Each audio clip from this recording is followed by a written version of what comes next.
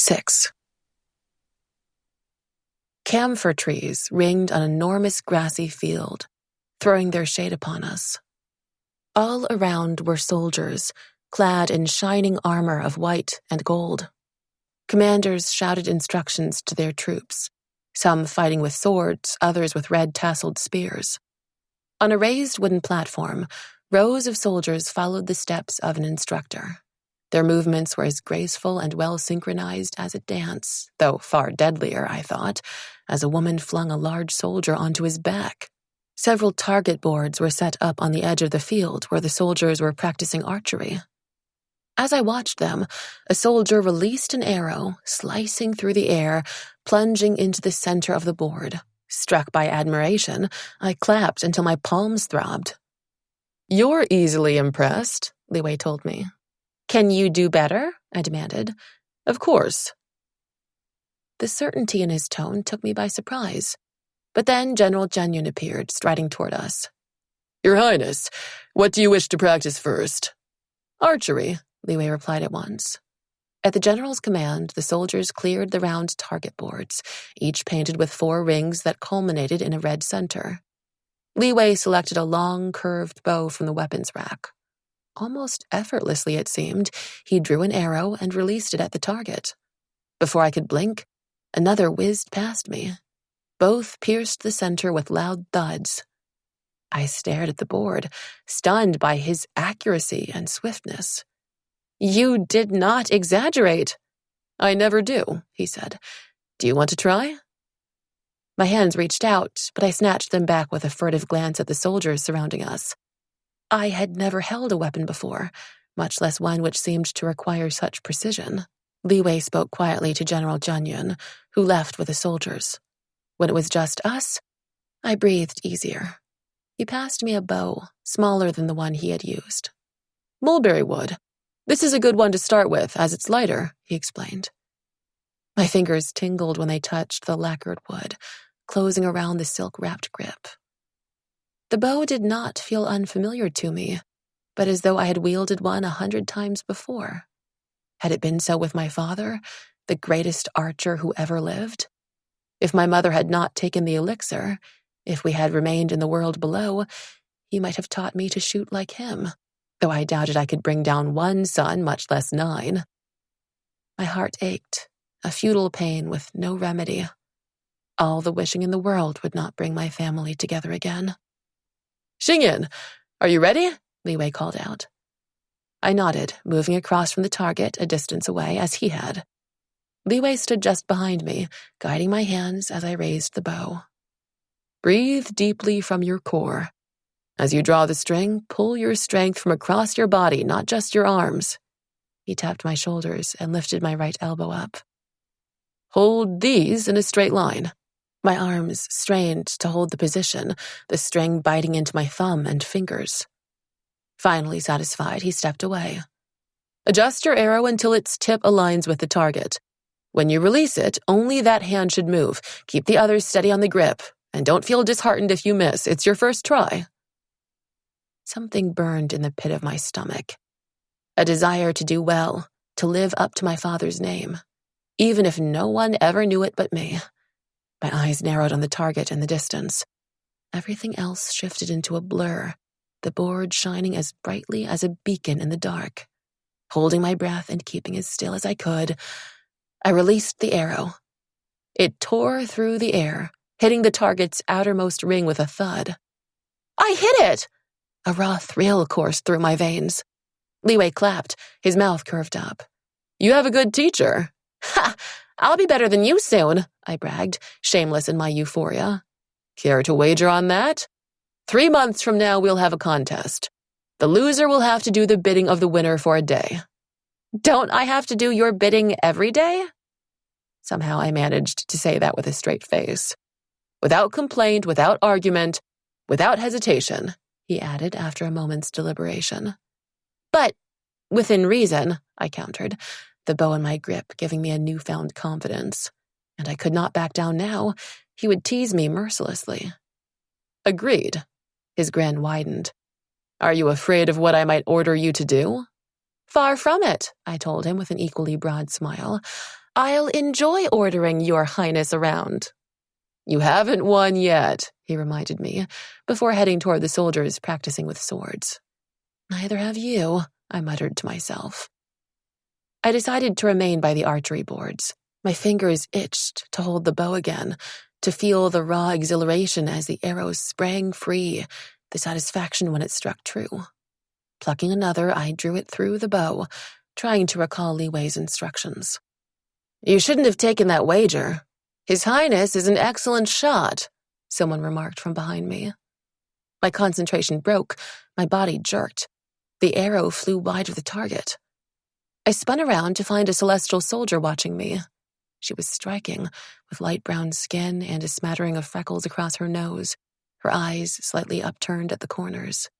Her full lips were twisted into a grimace as she inspected my arrow, buried unceremoniously in the dirt.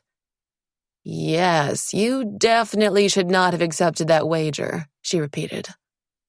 Was this another Jia concealing malice beneath a veneer of civility?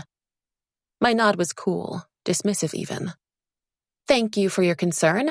I'll be fine. I thought she would leave, but she folded her arms across her body. Did she intend to watch? Maybe hoping I would humiliate myself? I turned my back to her, wishing she would go. Drawing another arrow, I released it. It struck the board, quivering from the ring closest to the center. More likely through fortunate coincidence than my untrained abilities, but I couldn't resist saying, Maybe His Highness is the one who shouldn't have accepted. Not bad for your third try. Her compliment took me by surprise. More so when she wrapped her hand over her fist, inclining her head to me. I'm Shu Xiao. My mind went blank. I was unused to such civility. In the Golden Lotus Mansion, I had never been accorded such courtesy. While here, it was Li Wei upon whom all attention was fixed. She tilted her head to one side, perhaps wondering at the awkward silence. Hastily, I returned her greeting. As I straightened, I thought furiously for something to say. The weather would be too dull, we had no friends in common, or rather I had none to speak of, and I couldn't ask after her family when I was unable to speak of mine. Do you enjoy being a soldier? I finally managed. Who wouldn't? She said with a straight face. It's marvelous being ordered around most of the time, treated like you don't have a brain for the rest of it, getting thrashed during training and feeling lucky when you don't wind up dead from an assignment. I recoiled. It sounds dreadful. I haven't told you the best part. Do you see what we have to wear? She poked at her armor. It's heavier than it looks, if that's possible, and when we walk, we clank like pots and pans. It's a good thing we are taught to conceal the sound from our enemies. Why do you do it? I couldn't help asking. She shrugged. Who wouldn't want to serve the celestial emperor and our kingdom? Was that catch in her voice earnestness or sarcasm? I couldn't tell, and decided it would be wisest to remain silent as she selected a bow from the rack. I heard you study with His Highness. Do your parents serve at court? I shook my head, moving aside to make space for her, hoping she would ask me something else, anything else. She raised her bow, adjusting her aim as she inspected the target. Her arrow whistled through the air, striking the board near the center. A good shot, I remarked. She grimaced. Archery is my bane. I've practiced so much and still can't hit the center. Swords, I prefer. Or spears. She peered at me, not to be diverted. Are you a celestial? Is your family from here? I stared ahead with feigned concentration. My family is no more. The lie came easier to me now, though the shame burned just as hot. I had little choice but to maintain the pretense, as Li Wei believed my parents deceased. She was quiet for a moment, before reaching out to pat my shoulder. I'm sorry. I'm sure they would be proud of you. My chest tightened. How wretched I was to claim her sympathy under false pretenses. And yet, how desperately I wished her words were true. I could not help wondering how my mother would feel now that I served the household of the emperor who had imprisoned her. The courtiers were grumbling about a nobody winning the position with Prince Li Wei, she added. Highest compliment, in my opinion. How did you do it? Luck, I said with a flippancy I did not feel, irked at the same time. I would not be a nobody forever.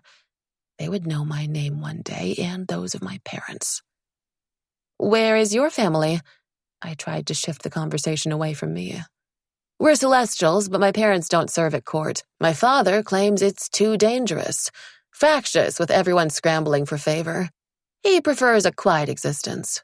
She wrinkled her nose, adding, although with 6 children, our home is anything but peaceful. 6? I gasped. It's not as horrible or wonderful as you might think. When we get along, my brothers and sisters are the best friends in the world. But when we fight, she shuddered, her features twisting into an expression of horror. Perhaps your father should have escaped to the celestial court after all, I told her. A wide smile stretched across her face. My mother wouldn't let him. For the rest of the afternoon, we practiced together. The youngest of her sizable family, Shu Xiao had been surrounded by companions since birth. She possessed a vitality about her, an ease of manner which drew others close. Many soldiers called out or waved to her as they passed by. Some included me in their greeting, believing Shu Xiao and I were friends. And indeed, after today, we were. By the end of the day, my fingers were sore and blistered. My arms ached and my back hurt. I had not touched a sword or uttered a whisper of magic. Nevertheless, as we left the field, I could not wait to come back. In Li Wei's room, I set out the books for our lessons tomorrow. When he returned from his bath, he wore just a short white robe draped over loose-fitting black pants. His long hair, still damp, hung down his back. I expected to be dismissed, but he sat down at the table and looked at me expectantly. Which song will you play? His earlier request had flown out of my mind. I was tired, my sore limbs longing for bed, but I sat beside him and took out my flute. A lilting melody rippled through the air, of spring awakening, the rivers thawing and flowing with life once more. When I finished, I laid the flute down. It's amazing how this small instrument can bring forth such music. After a moment's hesitation, he added, This song is happier than the one you played before. Does it reflect your mood? Yes. This has been one of the best days of my life, and I have you to thank for it. My words were plain but heartfelt. I missed my home, my mother, and Pinga still, yet I no longer felt I was drifting alone and untethered in this world. Li Wei cleared his throat, the tips of his ears reddening. Rising to his feet, he strode to his desk. A scroll painting of a girl hung on the wall beside it. Dark eyes gleamed from the perfect oval of her face. She sat beneath clusters of blooming wisteria, holding a bamboo embroidery frame. Who is she? I asked. He stared at it in silence for a moment. She used to live in the courtyard near mine. When I was a child, I visited her often. She was patient, even when I tangled the threads which she wove into her embroideries. I imagined a young Li Wei, brimming with mischief. You said used to. Where is she now? A shadow fell over his face. One day, I came to her courtyard and found it deserted. The attendants told me she had moved away. No one would say where she had gone. I wished I could ease his sadness. He sat down at his desk where a tray of drawing materials was laid out, a few sheets of crisp paper, a large purple jade inkstone, and a sandalwood stand from which brushes of bamboo and lacquered wood hung. I watched curiously as he selected a brush, dipped it into the glossy ink, and drew on the paper with deft strokes. After a few minutes, he offered it to me. It's for you, he said, when I made no move to take it. I stared at the paper. My face looked back at me, a remarkable likeness, gazing into the distance as my fingers rested on the flute. My hands trembled as I took the picture from him. You draw very well, I said softly, though you don't need to do this every time I play for you. It may not be a duty, but neither is it an exchange. How else might I compensate for my shortcomings? He asked with a straight face. After all, I have so many. I laughed, recalling our earlier conversation. Just this one, then. He smiled. Good night, Xingyan. I rose to my feet and bade him good night.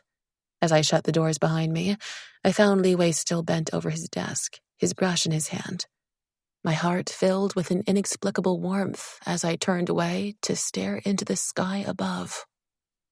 In the clear and cloudless night, the moon was dazzling, its light unhindered. As I walked to my room across the courtyard, its radiance lit my way, brighter than a string of lanterns. 7. I slipped into my new life, the days morphing into weeks. Each morning we had our lessons in the Chamber of Reflection, while in the afternoons we trained with the Celestial Army. My mind was opened to new worlds and knowledge, but it was the training on the field which stirred me most. I learned to wield a sword proficiently, to slash and thrust, block and parry, although my abilities still trailed behind Li Wei's. Eager to catch up, I studied the fighting techniques late into the night, repeating the moves in the quiet of my room until they came as easily to me as grasping my chopsticks or forming a note on my flute. Sometimes I wondered, why did I feel such exhilaration when an arrow struck true, or when an opponent was brought down by a well-placed blow? Was it because I had been so weak before that I now rejoiced in my newfound strength? Or had this urge, this desire to win, always run in my veins?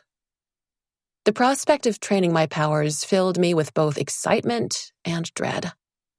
As a child, I had fantasized about summoning firebolts and flying through the skies, but after the disastrous consequences of my first brush with magic, I would have been glad to never touch it again.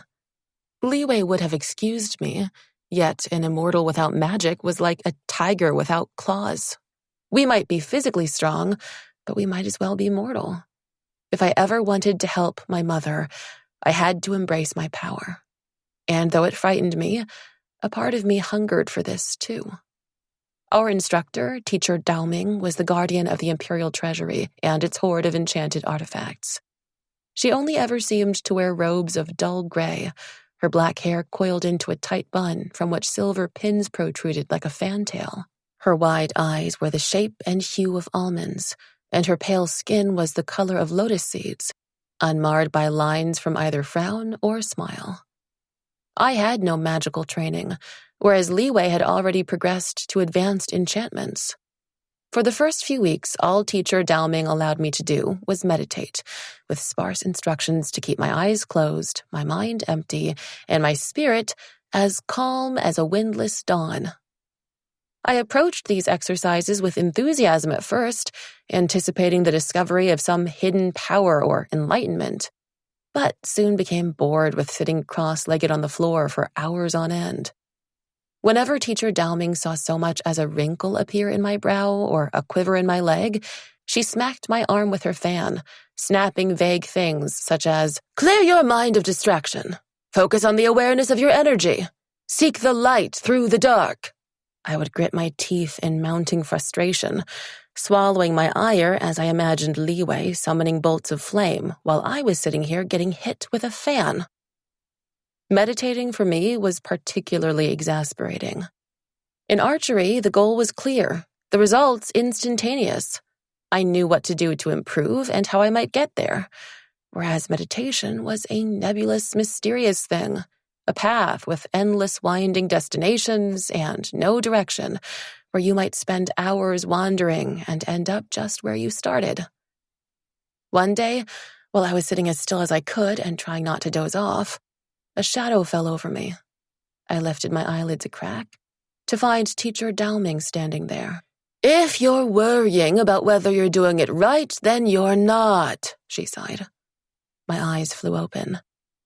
"I'm not very good at this," I admitted. "Besides, how will meditating help? All it does is make me fall asleep." Teacher Daoming shook her head as she sank down beside me. "Ah, Xingyan, calming your mind is a crucial skill that extends even beyond magic.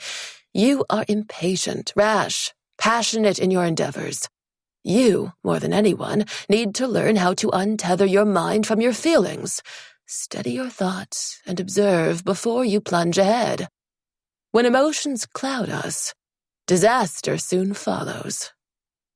She smoothed her robe over her knees. "There is no target in meditation, no judgment. It is the peace, the connection and oneness with yourself that is the key." She paused. "I sense your life force is strong. However, it's been suppressed since your childhood, which is why you have trouble grasping your magic. It was crudely done and would never have worked had you been older and trained properly. Meditation will help break the seal on your life force to unleash your abilities, but only if you let it." I stared at Teacher Dowming, my mind whirling. My mother had not wished my magic to strengthen. She and Pinga must have done what they could to shroud my powers and conceal my existence. I bit my lip, clenching down hard. My mother wanted a quiet life for me, a happy one. After her decades of heartache and terror, she must have thought peace was the best gift she could give me. Perhaps I had wanted it too, until this fire was lit in me to be more than I was, to be all that I could. Teacher Dowming continued, "You have great potential. However, before you can harness your powers, you need to understand them. Before you can unleash your energy, you must learn how to grasp it. I hear you're skilled in archery. Could you shoot as you do without becoming one with the bow?" She touched the side of my head gently. "Some knowledge beats in our hearts, while others are learned by the body and mind." Her words echoed those of my mother, a lesson I should have learned long before. Because some things came easily to me, I grew impatient at those which did not. A wave of emotions swelled in me. Shame at my conduct, gratitude for her patience. I shifted to my knees and stretched out my cupped hands, bowing low. "Teacher Dowming, I ask your forgiveness. I was impatient and resentful, arrogant in thinking I knew better. From now, I promise to follow your instructions to the best of my abilities." Her smile infused her face with sudden warmth. She was beautiful, I realized then, though not in the same way my mother was. One had to look a little closer to find the grace in her movements, the strength in her bearing, the delicacy of her features. Hers was a quieter beauty, but no less luminous once it was uncovered. "I'm glad to hear that. My fan is getting worn out." Without another word, she rose and walked away. I choked back a laugh, even as I instinctively rubbed my arm. Perhaps Teacher Dowming was not as intimidating as I had thought. And perhaps I might not be as terrible a student as I had feared. My progress was quicker now that I no longer resisted the lessons. Still, it took weeks more before I gained sufficient skill in meditation to advance to using my powers, what I had both craved and dreaded since leaving my home.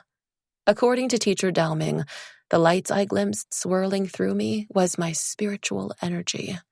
While casting enchantments drained us of it, as water trickling from a bucket, it could be replenished through rest and meditation. Without this, our bodies would be no different from a mortal's, and our lives as frail as theirs. "Never drain your energy, Xingyin," she cautioned me. "Why?"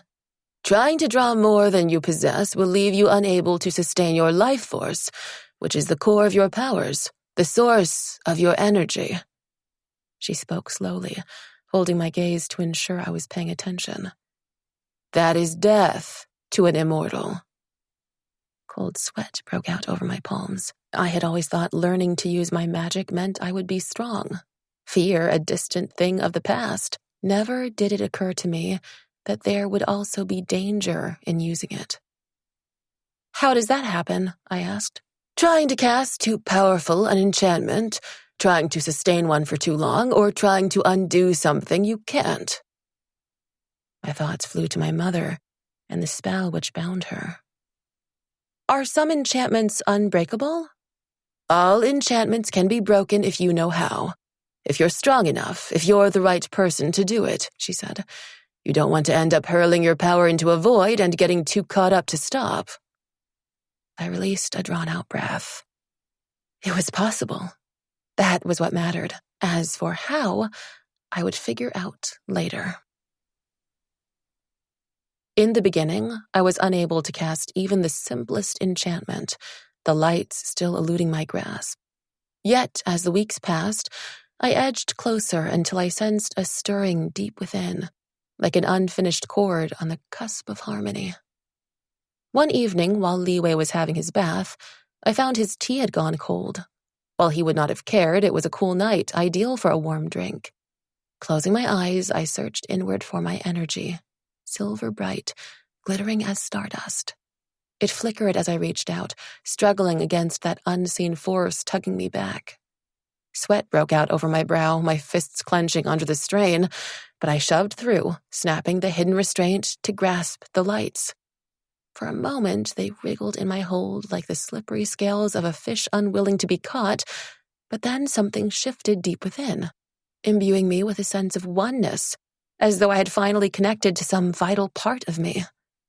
My skin tingled like I had been doused in ice water. This was no accident. The lights stilled, yielding to my command, as a stream of glowing energy surged from my fingertips toward the teapot. Steam curled from the spout, the water roiling with heat. I laughed, giddy with the success of my first enchantment. Under Teacher Dowming's guidance, I learned to coax a breeze from the air, freeze raindrops to ice, raise protection shields, and, yes, even summon the bolts of flame I had dreamed of. Many immortals chose not to exert their powers for mundane things that could easily be done without. Yet, in those early days, I practiced whenever I could, no task too small nor tiresome. Once I unthinkingly summoned a hairpin, which plunged into Liwei's topknot with more force than intended.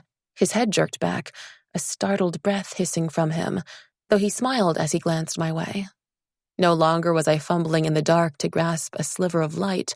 My energy darted readily into my grasp, my magic flowing unbound. Several months into my training, Teacher Dowming brought me to the lush garden just beyond the Chamber of Reflection. It was a windless morning, the lake as still as a mirror. As she raised her hand, 5 luminous spheres formed in the air. Tongues of flame leapt in one, translucent water lapped in the other. The third contained a chunk of coppery earth, and a hazy mist swirled in the fourth.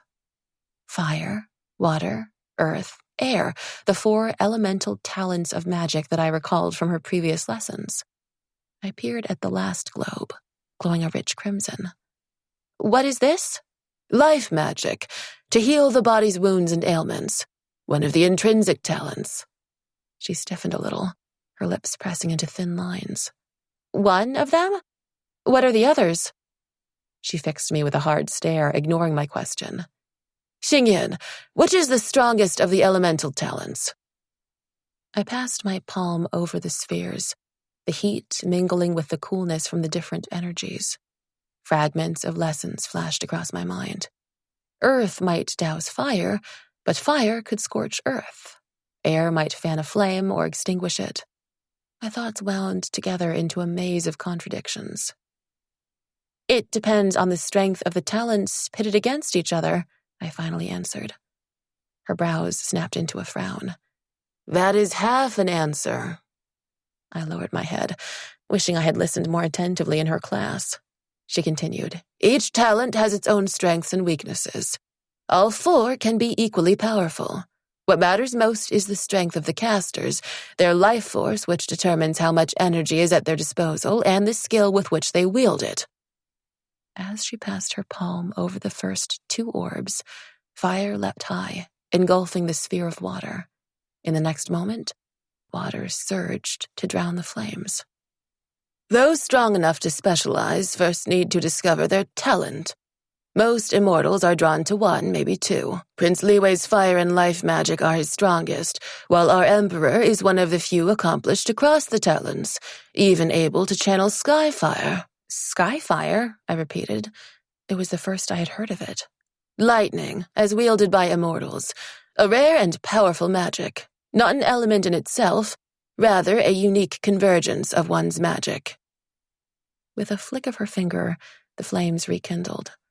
For some, their talent is innate. For most of us, it stems from our natural environment, perhaps because we unconsciously absorb the energy from our surroundings. Those living in the forests and mountains are more skilled in the arts of earth and air.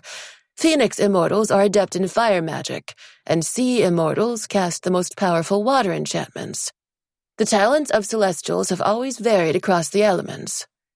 She turned to me with a grave expression. Which is yours? A thrill raced through me. Teacher Dowming believed I was strong enough to advance. Most immortals possessed enough magic to cast a repertoire of minor enchantments across the talents, lighting fires, healing minor injuries, calling a shower of rain. However, true power lay in the mastery of a talent, and for that, one needed a sufficiently strong life force. It was said that some advanced enchantments were so powerful, they could drain a weaker immortal's energy with a single casting. Following her instruction, I reached toward the glowing orbs and released my energy in a cloud of gleaming silver. The earth, air, and life spheres died out at once. Fire flared higher, but a gust of wind surged from the translucent orb, extinguishing the flames before it hurtled across the garden.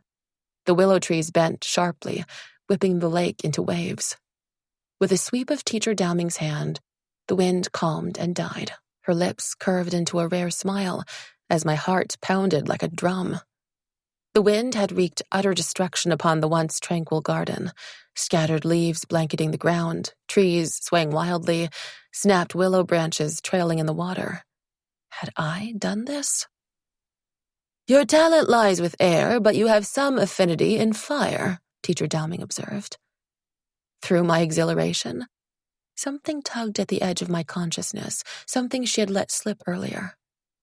I gestured toward the glowing spheres. Are these all the talents? A shadow flitted across her face. It's late. You are dismissed, she said abruptly. Curiosity warred with courtesy. I bowed, thanking her for the lesson. But then the question burst from me. If life is one of the intrinsic talents, what are the others? It is forbidden. Without another word, she walked away. Her strange behavior only stoked my curiosity further, weighing on me for the rest of the day. During the evening meal, I ate with little enthusiasm, barely tasting the prawns fried in red peppercorns. Aren't you hungry? Liwei asked, his chopsticks poised above his bowl. I hesitated. Teacher Dowming had said it was forbidden, but he was the only one who might tell me. Beyond life, what are the other intrinsic talents? He was quiet for so long, I thought he too would leave me in the dark. Are we not allowed to even speak of it? I shook my head then. Forget I asked. I don't want you to say anything you shouldn't. He set down his chopsticks, his fingers tapping the table in a restless rhythm. There's just one other. Mind, which used to be among the most powerful talents. However, centuries ago, my father and his allies condemned this magic and banned it across the realm. I refilled the teapot with hot water, letting the tea steep before pouring it into our cups. Why did he do that? Terrifying stories emerged regarding the practices of mind talents, that they drank mortal blood and feasted on the flesh of children to sustain their magic, that their powers had distorted their true forms beyond recognition. He frowned. Rumors, perhaps? After all, they are immortals just as us. The only difference we know for sure is in their eyes, which glitter like those of cut stones. Were their powers truly evil? I asked. Some mind talents could compel others against their will to perform their bidding, a heinous act. Imagine being forced to attack someone, to harm those you love. I shuddered at the thought. How is such a thing possible? Fortunately, few are truly capable of it.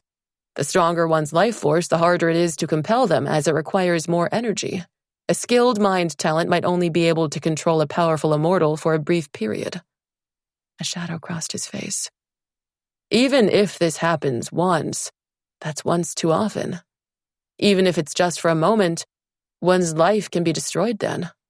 A prison of the mind is far worse than that of the body. Do many immortals have this power? Why aren't we warned about it? My father doesn't like this to be mentioned. Besides, it is a rare skill, not even my father wields it. Part of me could not help wondering if that was why the Emperor hated this magic. Because he could not understand it. Because it was the one talent that eluded him.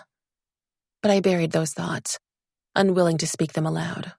No matter how close Li Wei and I had grown, I could not let myself forget that he was the son of the Celestial Emperor.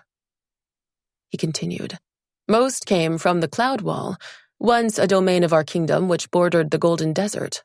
When the ban was announced, a few volunteered to seal their powers to resettle in our lands. However, most refused. It's a hard thing to sacrifice years of study and practice, I ventured, thinking of my own efforts to master just a few skills.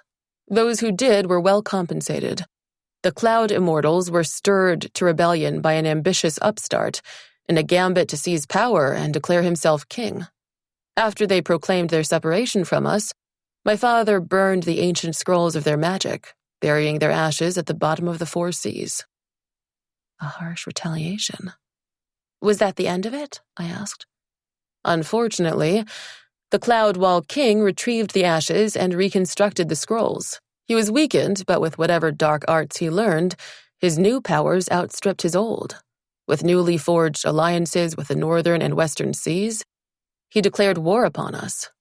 The losses were catastrophic, thousands of immortals perishing, until at last a truce was agreed. However, my father swore that no Cloud Immortal would ever be allowed into the Celestial Kingdom again. I searched my memory for all Ping-a had told me of the 8 kingdoms of the immortal realm. There had been no mention of the Cloud Wall. Did it become part of another kingdom? He paused. It's now known as the Demon Realm. I choked on my tea, coughing and sputtering as Li Wei passed me a handkerchief to wipe my chin. The Demon Realm was said to be a land of mist and fog, home to fearsome beasts, monsters, and evil sorcerers. Somehow, it was easier to despise them before realizing, as Li Wei had said, they were like us. My mind spun with all I had learned, and I could not help asking, "Did you agree with what your father did?" He grimaced. According to my father, there can be no respect without fear. To be a powerful leader, one needs to govern with an iron hand, to crush resistance with even greater strength. I'm a disappointment to him. He reprimands me for being too soft. But no matter what he does, I can't change who I am. What does he do? A tightness formed in my gut. I had never seen Li Wei look so troubled before. His fingers curled into a fist on the table. When he spoke, his voice was low. He only wants what's best for me. But when my turn comes to take the throne, I will not rule as he does. Reaching out, I touched his clenched knuckles in comfort. All I knew of such matters were from our lessons, what I studied in the texts, the stories of great kings and queens, both mortal and immortal.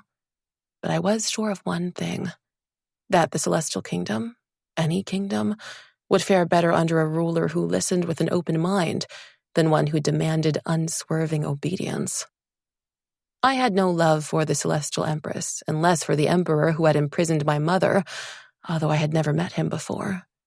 From what I gleaned from gossip and learned myself, Li Wei was nothing like his parents. Unlike many in positions of power, he took no pleasure in imposing his will or pushing others down. Never did he condescend to me, as far too many had. He morphed from a laughing friend to a patient instructor, and whichever role he took, his care and consideration warmed me. Whenever we debated our lessons or sparred, he drove me to improve myself, never surrendering an advantage I had not earned. Each night I went to bed aching and exhausted, yet my heart aglow to be treated as his equal. Archery was where I shone, whether using the short bow, which was lighter and faster, or the long bow, which allowed for greater accuracy. A few commanders soon instructed their troops to watch me while I trained. Their presence unnerved me. I was afraid of making a fool of myself by dropping my arrows or missing the target. Yet the moment I drew my bow, a calm spread over me. Perhaps my control over my emotions had improved with Teacher Daoming's instruction, although it was still far from perfect. One afternoon, I arrived at the archery station to find it set up differently, with just 2 targets in the distance. Li Wei stood there holding a bow in each hand. A little behind him was General Jianyan with a small cluster of soldiers, Shu Xiao among them. "It's been 3 months. Did you forget?" Li Wei called out. My spirit sank as I recalled my reckless wager. Still, I plastered on a bright smile as I took the bow from him. "Of course not. What are the terms?" 3 arrows each, he proposed. "The winner is whoever scores the most points." I nodded in acceptance, moving to stand behind the line. His arrow whistled as it flew toward the target, but I averted my gaze. His performance was a distraction I could ill afford. Keeping my attention upon my board, I released the first arrow, piercing the target in the center. The second followed in its trail into the crimson eye of the board, and my last arrow split the former right down its middle.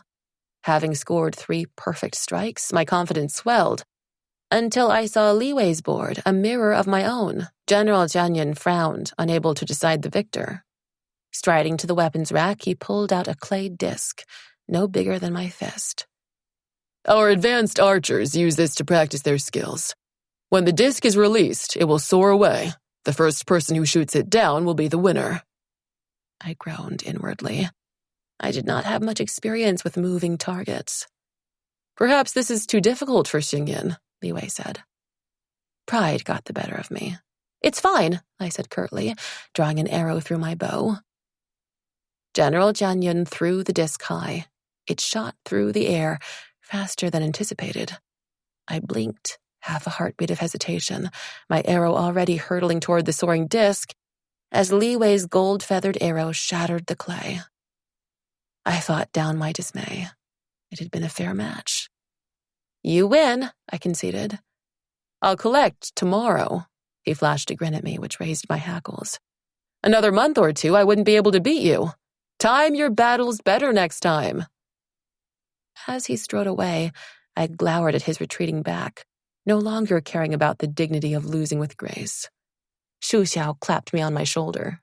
"It was close. For a moment, I thought you had him, but those flying targets are tricky. I miss mine half the time." "Close is not good enough." She pulled a face. "You're too hard on yourself. He beat you today, but you've only been training for a few months." A little cheered by her words, I turned to General Jianyan. His head was tilted to one side, an assessing light in his eyes as he stared at the boards. "General Jianyan, could I try that disc again?" I would not lose a second time. 8. A loud pounding on the doors jolted me awake. "Xingyan, are you up?" Li Wei called from outside. I groaned, my limbs and eyes still heavy with sleep. "Come back when the sun is up." "No!" He sounded gratingly cheerful. "Must I remind you of our wager?" I glared in his direction, a wasted endeavor when he could not see it. How tempted I was to leave him waiting outside, while I stayed in bed and ignored him. But that would be both petulant and pointless. More than the fact he was the crown prince, I had given my word. Kicking aside the covers, I dragged myself up and washed my face with cold water, too tired to even heat it, before throwing on a silk robe and gathering my hair into a low knot. When I stepped out, I found Li Wei leaning by the wall, tapping his foot impatiently. He had dressed simply in plain gray brocade, his hair tied up with a black ribbon. It was dark outside, except for the glowing rosewood lanterns. Not even the kitchen attendants had risen yet to prepare the morning meal. "Where are we going?" I asked as we hurried through the courtyard. "Outside the palace. We don't have lessons this morning, as our teachers will attend court for an audience with my father. Even General Jianyan has released us today because of Captain Wen's return from battle." My ears pricked up. Captain Wen was one of the youngest and most celebrated warriors in the Celestial Kingdom. The soldiers spoke of his accomplishments and his skill with the sword and bow with such reverence, my curiosity had been roused. Unfortunately, he was often away on assignment, to the dismay of his many admirers, and when he returned, it was never for long. I had hoped to meet him myself on the training field, and part of me was a little disappointed to miss this chance. Yet a thrill coursed through me at the thought of leaving the palace as I followed Li Wei to a deserted courtyard ringed by a thick stone wall. A pulse of his energy glided over my skin, as warm as a sun-drenched breeze. "I'm disguising our auras," he explained. "Otherwise, the guards will sense me leaving." From Li Wei's furtive behavior, this was not an official outing. Little wonder that we did not head to the main entrance, as he was not permitted outside without the customary troop of guards and attendants. Only after he assumed his court duties could he come and go as he pleased. Struck by curiosity, I asked, "What's my aura like? I can sense yours, those around me, just not my own." He gazed at me intently as I tensed with anticipation. "Rain," he said finally. "Rain?" I repeated, feeling like a bubble pricked. It sounded dismal and dull, not exciting in the least. "A silver storm. Fierce, relentless, untamed." An unexpected warmth kindled in me at his words. He grinned. "Do you like that explanation?" My brief pleasure was abruptly doused. "Only if you mean it." "I mean everything I say. Maybe that's why I displease my father so." He sounded somber now, his teasing manner gone. Trying to lighten his mood again, I asked, "Will whatever you're doing help us walk through the wall, too?" "Of course not. Just be patient." His eyes narrowed in concentration as the air around us shimmered once more. A gust of wind surged, sweeping us into the air. My heart plunged, my stomach turning over as we were tossed over the wall and set back down again at the edge of a large forest. I staggered, clutching onto a tree. My breaths came short and fast. The sensation of nothingness of falling through the air brought unwelcome memories crashing down. The terror of the moment when I had leapt from Pinga's cloud. Li Wei stared at me. "You're shaking. What's wrong?" Unable to speak, I crouched on the ground, pressing my forehead to my arms. He had been hurrying me all morning, yet now he sat beside me in companionable silence. His arms slid across my shoulders, drawing me to him. I inhaled deeply, catching his scent like spring grass, fresh with a tinge of sweetness. Slowly, his heat seeped into my trembling body until I was steady once more. Conscious of his nearness, I shifted away, clasping my hands around my knees and trying not to think how cold I felt without his touch. "I'm fine. We don't need to sit here anymore," I said. "What happened?" he asked gently. I don't like falling." A sliver of the truth, barely scraping its surface. Footsteps thudded against the ground, growing louder. Guards patrolling the area? Taking my hand, Li Wei helped me up and we sprinted into the forest. "Was this how you got out the first time I met you?" I asked as we ran. After the months of training, I found it easy to keep pace with him. "Yes, I was curious about my companion. I would be spending a lot of time with this person, and I wanted to make sure he or she wasn't annoying, awful, or dull. I'd already visited 6 houses before the Golden Lotus Mansion." "Why did you hold the competition?" I wanted to know. "Friends, real ones, are hard to come by in the Jade Palace." His blunt admission took me by surprise. Countless courtiers and nobles vied for his attention. Part of my duties included sifting through the gifts and invitations which streamed into the courtyard of eternal tranquility each day. Li Wei ignored most of the requests, preferring to read or paint in his room than attend any banquet. "I ask myself, sometimes," he continued in a low voice, "how many would seek my friendship if I were not the Emperor's son? A position I did nothing to earn." I would. The words sprang to my tongue, yet I could not speak them aloud. It sounded like hollow flattery when it was nothing but the truth. How many times did I wish he were not the son of the Celestial Emperor, and that I did not have to lie about who I was to keep my loved ones safe. With the contest, I hoped to meet someone new, untainted by ambition or greed. My mother thwarted me with her conditions, but fortunately, I met you. It was the first time he told me why he had aided my participation. "I thought you helped me Because you pitied me, I admitted with a pang of shame. I had not deserved his sympathy, not when I misled him into thinking my family was dead. Yet how could I have corrected him without more lies? A smile lit his face. I helped you because I liked you. You speak your mind, you take pride in yourself.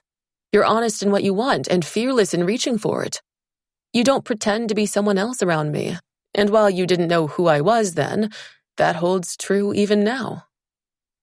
Guilt doused the glow in my chest. I found myself unable to hold his stare. I was pretending.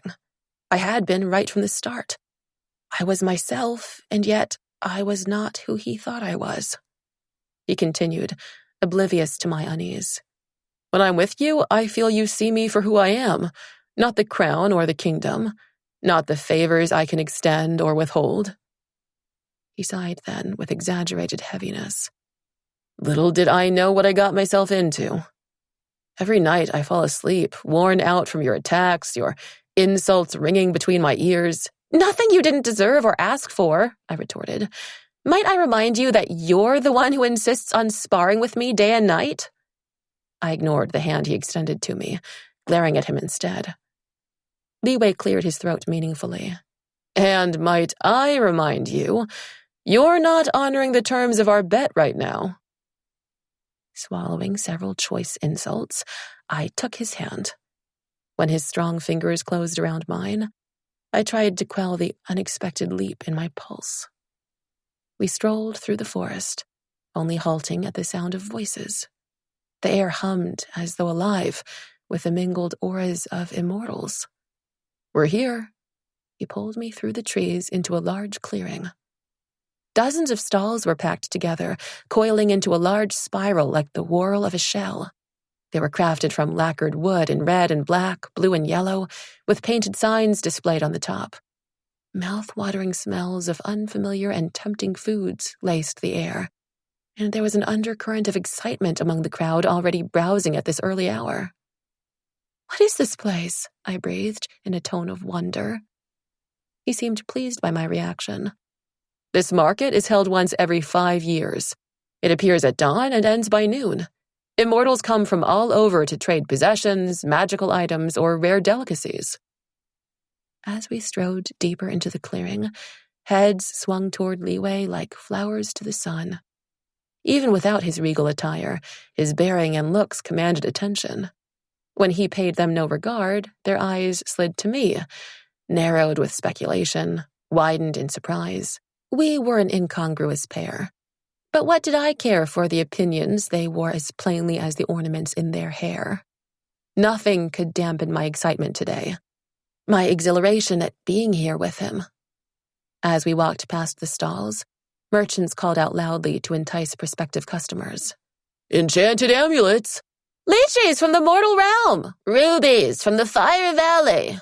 Customers purchased items by trading goods of their own, from sparkling gems and pearls the size of my thumb to sachets of fragrant herbs and rings of precious metal. I would have lingered at every stall, but Li Wei hastened me along. We only have a couple of hours until the market closes. The rarer items are farther down, toward the center, he explained. Tea from Kunlun Mountain, called a young lady as she offered cups to those passing by. The aroma from her tea was so fragrant, she soon attracted a long line of customers, Li Wei and I among them. Kunlun was a mountain range of great mystical energy in the world below. It was the only place in the mortal realm where immortals were permitted to reside, as long as they kept themselves hidden from sight. The rarest plants and flowers grew there, cultivated by the unique harmony of mortal and immortal energy. Sipping the tea, I found it wonderful, rich and aromatic, with a hint of bitterness that only enhanced its flavor. Li Wei pulled out a jade ring and exchanged it for several silk bags of tea. Why the ring? I asked. Why the jewels, herbs, and such? Some are for ornamentation, while the rest possess special properties or power. These rings, he lifted his pouch, each contain a fragment of energy which can aid in the casting of enchantments. A stall caught my attention, one piled with shells. Some were as large as my fist, and others the size of my nail.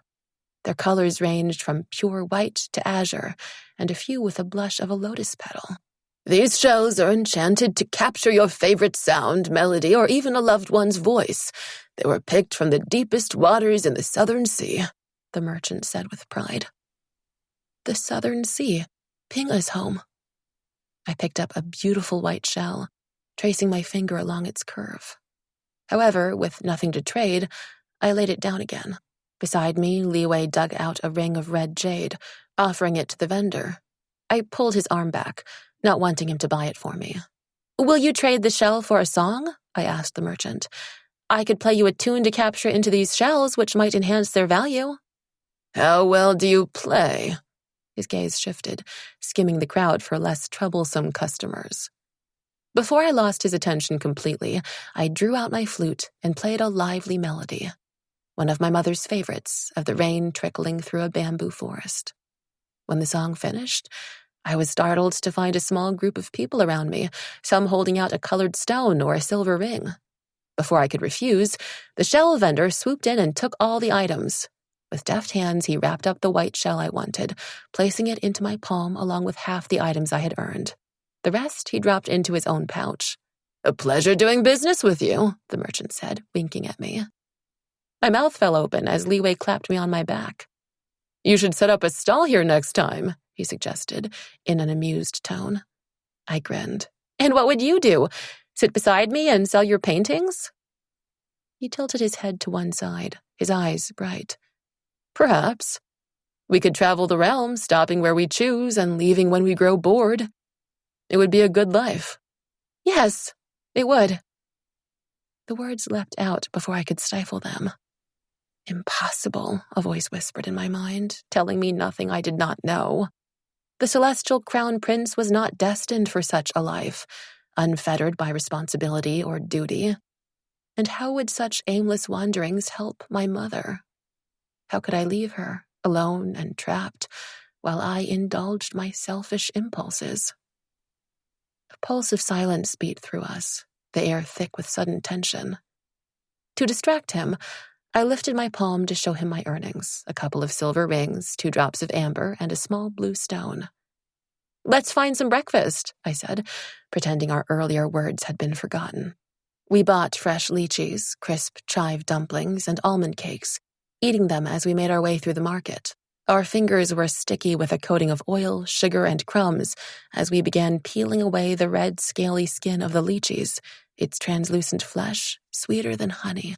Liwei likened their delicate flavor to the immortal peaches, which took over 3 centuries to ripen. But sadly, the lychees possessed none of their magical properties. It was almost midday when we reached the end of the marketplace, the very center of the spiral of stalls. The last one was crafted from black lacquered wood, with a small sign that read, "Precious Ornaments." Its owner sat serenely among her wares, not calling out or waving to the customers. Her trays were crammed with carved pieces of jasper and jade, carnelian and turquoise, which could be fastened to one's waist. Liwei picked up 2 exquisite ornaments of white jade carved into endless knots, a symbol of longevity and luck. Above them gleamed a clear gemstone shaped as a tear, and from its base hung a tassel of azure silk. Observing his interest, the seller drew closer. "Young lord, you have excellent taste. Those are skydrop tassels. Ask a loved one or dear friend to channel a little of their energy into it. When the stone is clear, they are safe and well. But when it turns red, they are in the utmost danger, and you can use the tassel to find them." "I will take these." Liwei counted out 10 rings of grass-green jade, which he passed to her. She thanked him as she tucked the rings into her sleeve. Liwei's thumb grazed one of the stones in his palm. His magic swirled forth, the clear gem now aglitter with golden flecks of light. He offered it to me, but I did not take it. "What is this for?" "Can't I give my friend a gift?" When he opened his mouth, I braced for another reminder of our wager, but all he said was, "It would please me greatly if you would take it." Something in his gaze held mine fast. I nodded, unable to find the words. He smiled at me before bending to tie the tassel to my waist. The jade gleamed mutedly against the pale silk of my dress. How I wished I had something to give him in exchange. "Thank you. I will treasure it always," I told him. "You should," he said gravely. "This way you'll know when I'm in danger, and you have no excuse not to come to my aid." I laughed aloud. An inconceivable thought that the crown prince of the celestial kingdom would ever need my help. He gave me the other tassel. "Now you, channel your energy into the stone." I paused. "Are you sure?" "Friends watch out for each other, if that is what you want too." The slight hesitation in his voice pricked me. Did he think I might refuse? I cherished this about him, that despite his position, he never demanded, that he always gave me the choice. I pressed my fingers against the stone, releasing my energy into it. It glowed just as the one tied to my waist, yet with silver lights sparkling in its depths. With a smile, Li fastened it to his black sash. "The sun and the moon, a matched pair," the vendor remarked as she picked up her trays. I looked at her, uncertain of her meaning, but as another customer approached her, we walked away. At noon, the crowd dispersed, the marketplace obscured by swirling clouds of white and gray. The merchants packed up their stalls, stepped upon their clouds, and were swiftly whisked away. In just a few moments, all trace of the market had vanished, as though it had never existed, except for the weight of the jade dangling from my waist, the lingering sweetness of lychees in my mouth, and the warmth nestled deep in my heart. 9. In the celestial kingdom, there were no seasons to chart the passing of time. 2 years swept by so quickly, I almost lost count but for the waxing and waning of the moon. The ease I felt here reminded me of my home, except for the nagging ache in my chest whenever I thought of my mother. How I longed to see her again, and not just as a distant orb in the heavens. I consoled myself that at least I'd found a sense of purpose here, which I had never known before, striving to better myself, to find a way home. Dawn till dusk, Li and I were together, studying our lessons or sparring on the field. Mealtimes were my favorite, when we would talk about anything that took our fancy, whether serious matters or in jest. Once, Li asked me about my home and how my parents had died. I had bitten down hard on my tongue, wishing I could have told him the truth. From the tightening of his lips, I knew he had been disappointed by my reticence. How it wrenched me inside. I was not heartless, laden with guilt at deceiving him. Our friendship meant more to me than anything I possessed. Tomorrow would be his birthday. A grand celebration was planned, as this year was a special one, marking the assumption of his court duties as the crown prince. He had invited me to attend, but I declined, having little interest in spending an evening with their celestial majesties and their court. Nonetheless, I had agonized over his gift, as I owned little of value, and finally settled on composing him a song. He had a keen appreciation for music, though he did not play an instrument himself. However, it took longer than anticipated, as I could only work late at night or early in the morning, weaving a privacy shield around my room to prevent the music from drifting across the courtyard. I rummaged through the drawers, pulling out the white shell I had bought from the market those years ago. It gleamed in my palm, the curved whorls ending in an elegant spire. Placing the shell on the table, I cast a shred of wind into it to awaken its magic. Then I lifted the flute to my mouth, letting my breath slide into the instrument. The shell glowed as the melody poured forth, its light fading once the last note ended. Hastily, I wrapped it with a piece of silk. I had taken too long. I was already late.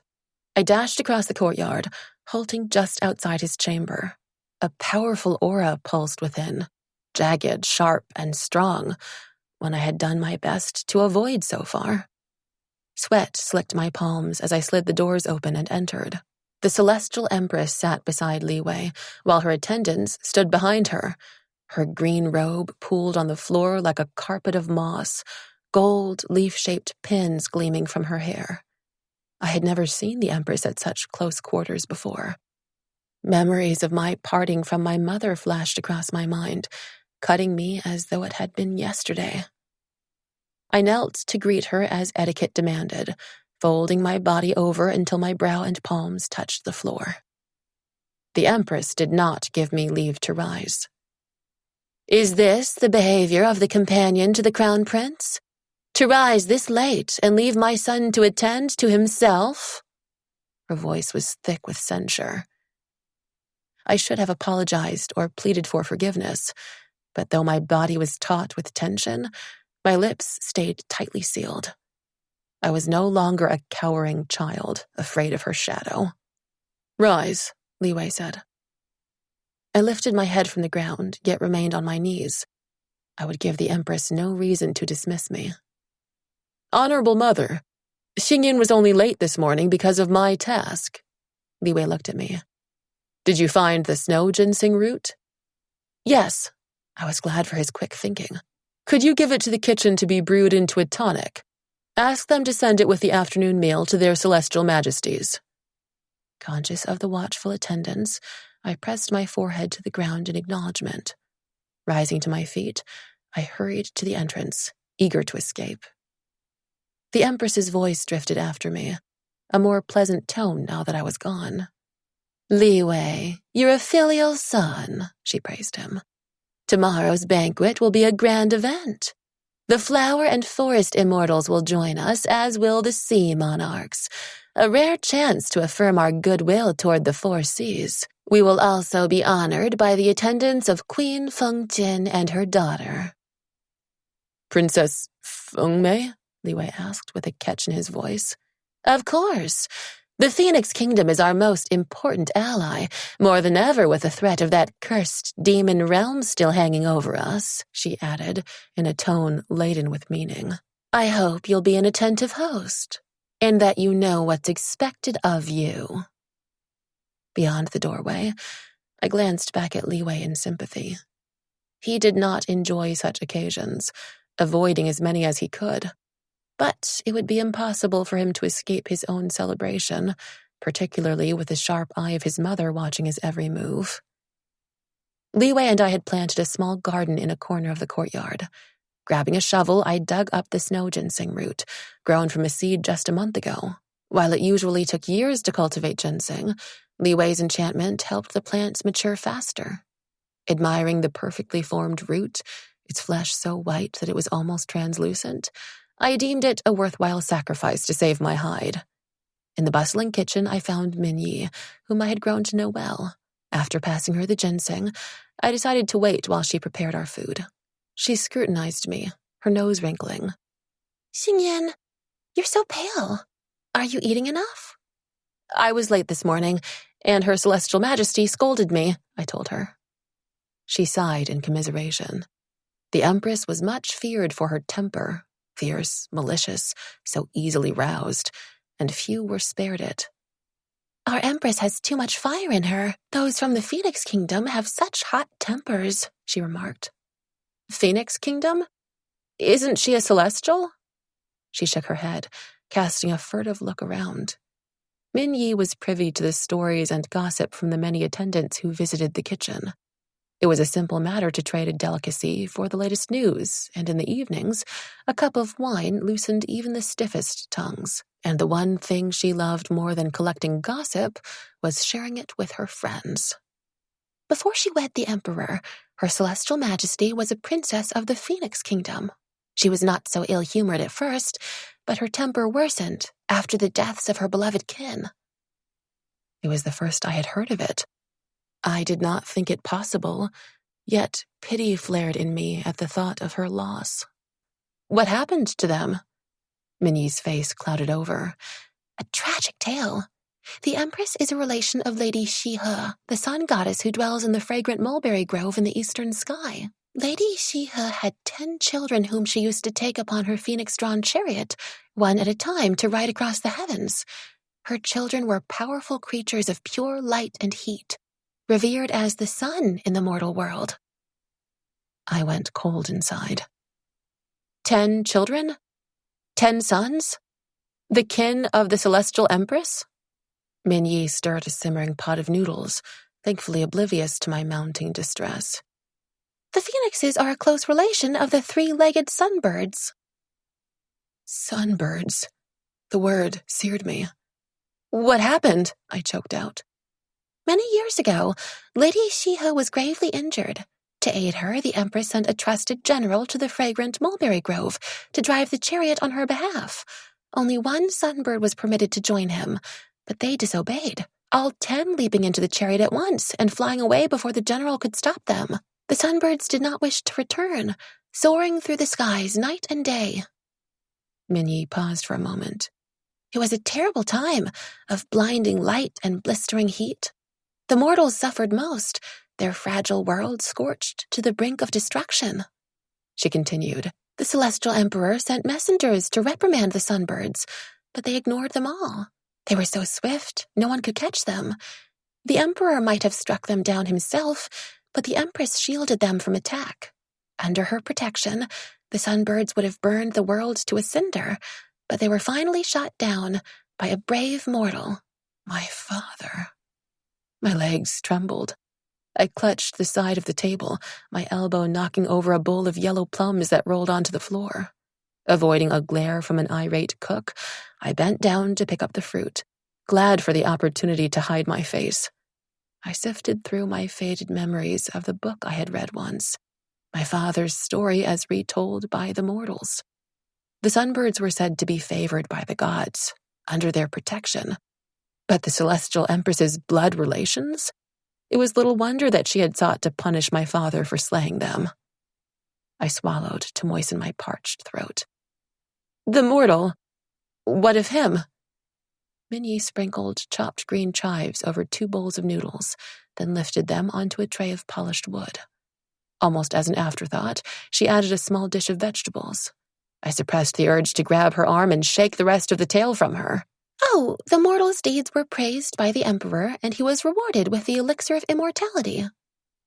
Wasn't His Celestial Majesty angry with him for killing the Empress's kin? I could not conceal the urgency in my voice. Minyi leaned closer, speaking softer now. It was said that the Emperor might have had a hand in the sunbird's downfall. The mortal shot them down with an enchanted bow of ice, and he wore an amulet that protected him from their fire. How could a mere mortal have obtained such treasures, much less used them without His Celestial Majesty's blessing? Something jarred me. Why would the Emperor do such a thing? Why didn't he stop the sunbirds himself? Was it just to avoid a confrontation with the Empress? What happened next? I asked, though I feared her answer too. She looked up in surprise. Perhaps she thought that was the end of it, the world saved from ruin, the mortal rewarded for his service to the Celestial Emperor. Lady Shiha was furious at the deaths of her children, and she severed all ties with the Empress. As a relation of the Sun Goddess, the Phoenix Queen was incensed too. Before, there was much talk of an engagement between her daughter and His Highness, but that was called off. A shame, as it would have been a most eligible match. Some gripe that Princess Fengmei is 100 years older than His Highness, yet those are trifling numbers for such as us. Li Wei had never mentioned a betrothal before, though I now understood his strange reaction to the princess's name this morning. There were so many peach blossom rumors surrounding him, I had come to regard them with no more weight than the petals blown by the wind, forgotten once they landed on the ground. But that was not what I wanted to know now. What of the mortal's fate, after he was gifted the elixir? I probed, hoping she would not notice my keen interest. Perhaps I might glean some clue as to my father's whereabouts. Minyi frowned as she lifted a porcelain teapot onto the tray. Fragrant tendrils of jasmine wafted into my nostrils. The mortal never ascended to the skies as an immortal. No one knows what became of him. Her voice trailed off as she turned away abruptly. I did not question her further. I was not surprised at Minyi's reluctance to speak of my mother's ascension. The punishment of the moon goddess was not a tale shared freely. Their celestial majesties did not appreciate being reminded of those who had displeased them. I thanked Minyi, clutching the tray of food as I left the kitchen in a daze. The Empress disliked me, believing me unworthy to be her son's companion. I shuddered, imagining her spite if she ever discovered that my father had slain the sunbirds. I breathed deeply, trying to calm the churning in my stomach. My mother's instincts had been right. The Empress did bear my father a grudge. She would show us no mercy. She would snatch at the chance to destroy us. I would not let her, I resolved. Though I could do nothing now except work as hard as I could, honing my skills and searching for a way to keep us all safe. When I returned to Li Wei's room, I was relieved to find the Empress had left, in no mood to feign respect and obedience. We ate in silence, neither of us inclined to idle chatter today. Minnie's dumplings were beautifully made, plump with pork and leek, its skin fried to a crisp golden brown, yet they tasted as paper on my tongue. "Xingyan, you look tired," Li Wei observed. My hands flew to my cheeks, discreetly pinching the color back into them. He was the second person to have commented on my pallor this morning. "I didn't sleep well." The excuse sounded limp even to my ears. "Don't take what my mother said to heart. She seems fierce, but she's just overly concerned for me." I nodded woodenly, not trusting myself to speak. Lifting our books from the table, I waited for him by the doors. He took the heavy stack from me. "I've told you that you don't need to carry my things for me." "What would your mother say?" I asked. "Don't tell her," he said, flashing me a conspiratorial grin. I returned his smile, though I could not discard my unease. All morning I was unsettled, barely hearing the teacher's lessons, earning myself a scowl from General Jianyun and a scolding from Teacher Daoming. And now, by the archery boards, I missed all my targets while training alongside Shu Xiao. She winced at a particularly bad shot, which left my arrow buried in the grass a foot from the board. "Xingyan? Is there dust in your eyes?" Before I could reply, General Jianyun stalked toward me, the hollows of his cheeks pulled taut. I had worn his patience out today. "Xingyan, have our practices become so easy that you no longer bother to exert yourself?" I lowered my head, shame rising in me. General Jianyun was a diligent mentor to Li Wei and me. While many of our teachers focused their efforts on the Crown Prince, he divided his attention equally between us. Hearing the general's raised tone, Li Wei glanced over from where he was sparring with a soldier. He lunged forward, his sword outstretched, and with a few well-placed thrusts, won his match in moments. He then wasted no time in striding to my side. And while I was glad for his support, I did not want him to witness my humiliation. General Jianyun plucked a leather bag from the weapons rack. "Let's try something more challenging today. If you miss any, stay back for an extra hour of practice tonight." With that, he flung the contents of the bag into the air. 10 small clay discs shot out, each no larger than a loquat. "Hit them all," he barked. Before he finished speaking, I had shot down the first 2. In the same breath, I knocked my next arrow and took down another 3 in rapid succession. Dropping to one knee, I shot 2 more that soared into the sky. The final 3 were almost out of sight. I positioned my arrow carefully to hit one and then another. The last disc slipped beyond my sight.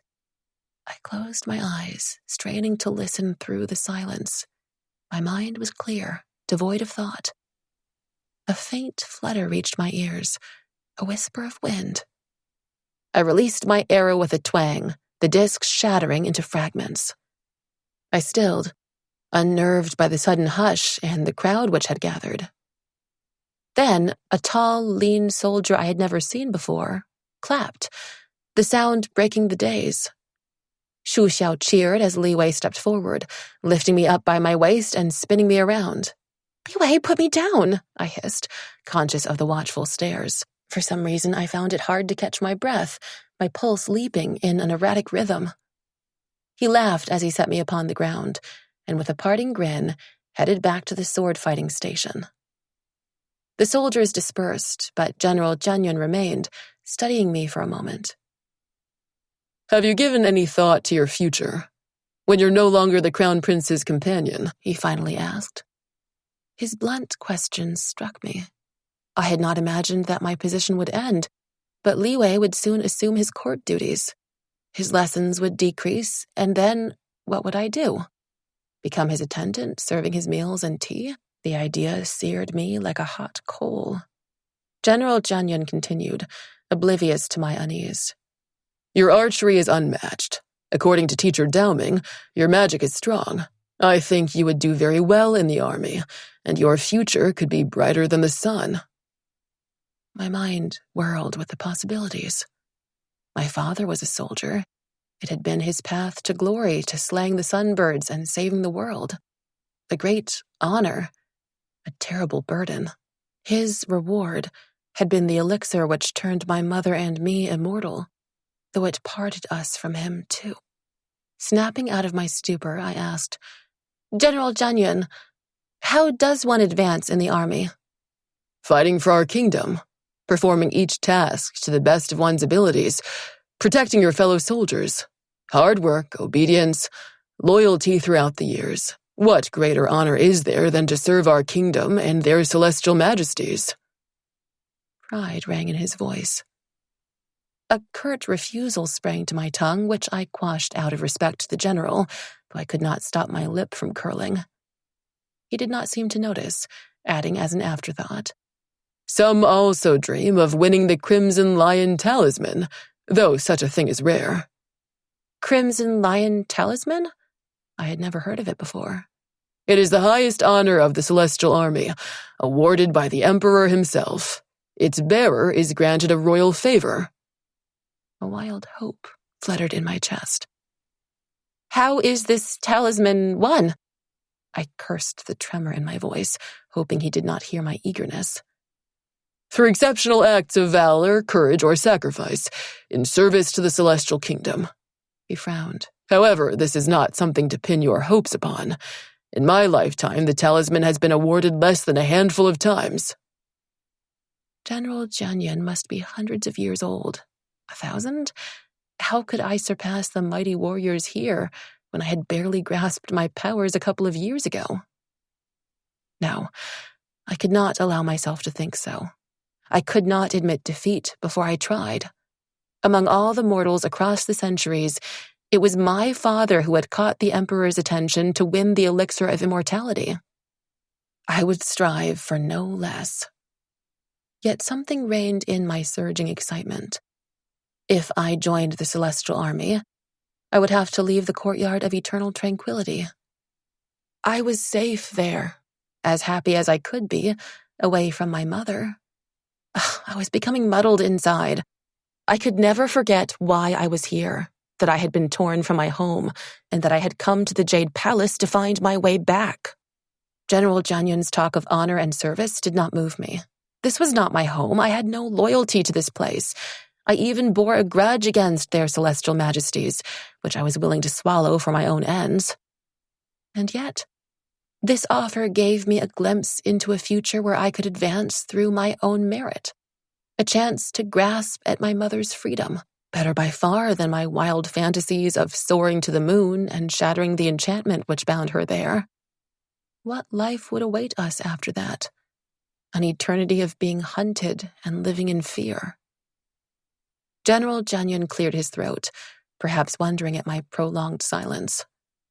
I cupped my hands as I bowed to him. Thank you for your confidence in me, General Janyan. I promise to consider it. His offer tempted me more than I cared to admit. I was already inclined to accept, though I could not do so before speaking to Li Wei. Over our meal that night, Li Wei asked, What did you and General Janyan talk about? It seems to be a serious conversation. Surprised that he had noticed, I lifted my chopsticks to stuff a lump of rice into my mouth. For some reason, I was reluctant to tell him about the general's offer. A few excuses drifted through my mind, but I had only lied to him once before, and that was out of necessity. General Janyan suggested that I join the army after my role here comes to an end. And? He sounded confused. Who told you it was ending? I placed my chopsticks down on the table and fixed him with a somber stare. Li Wei, how long will things go on this way?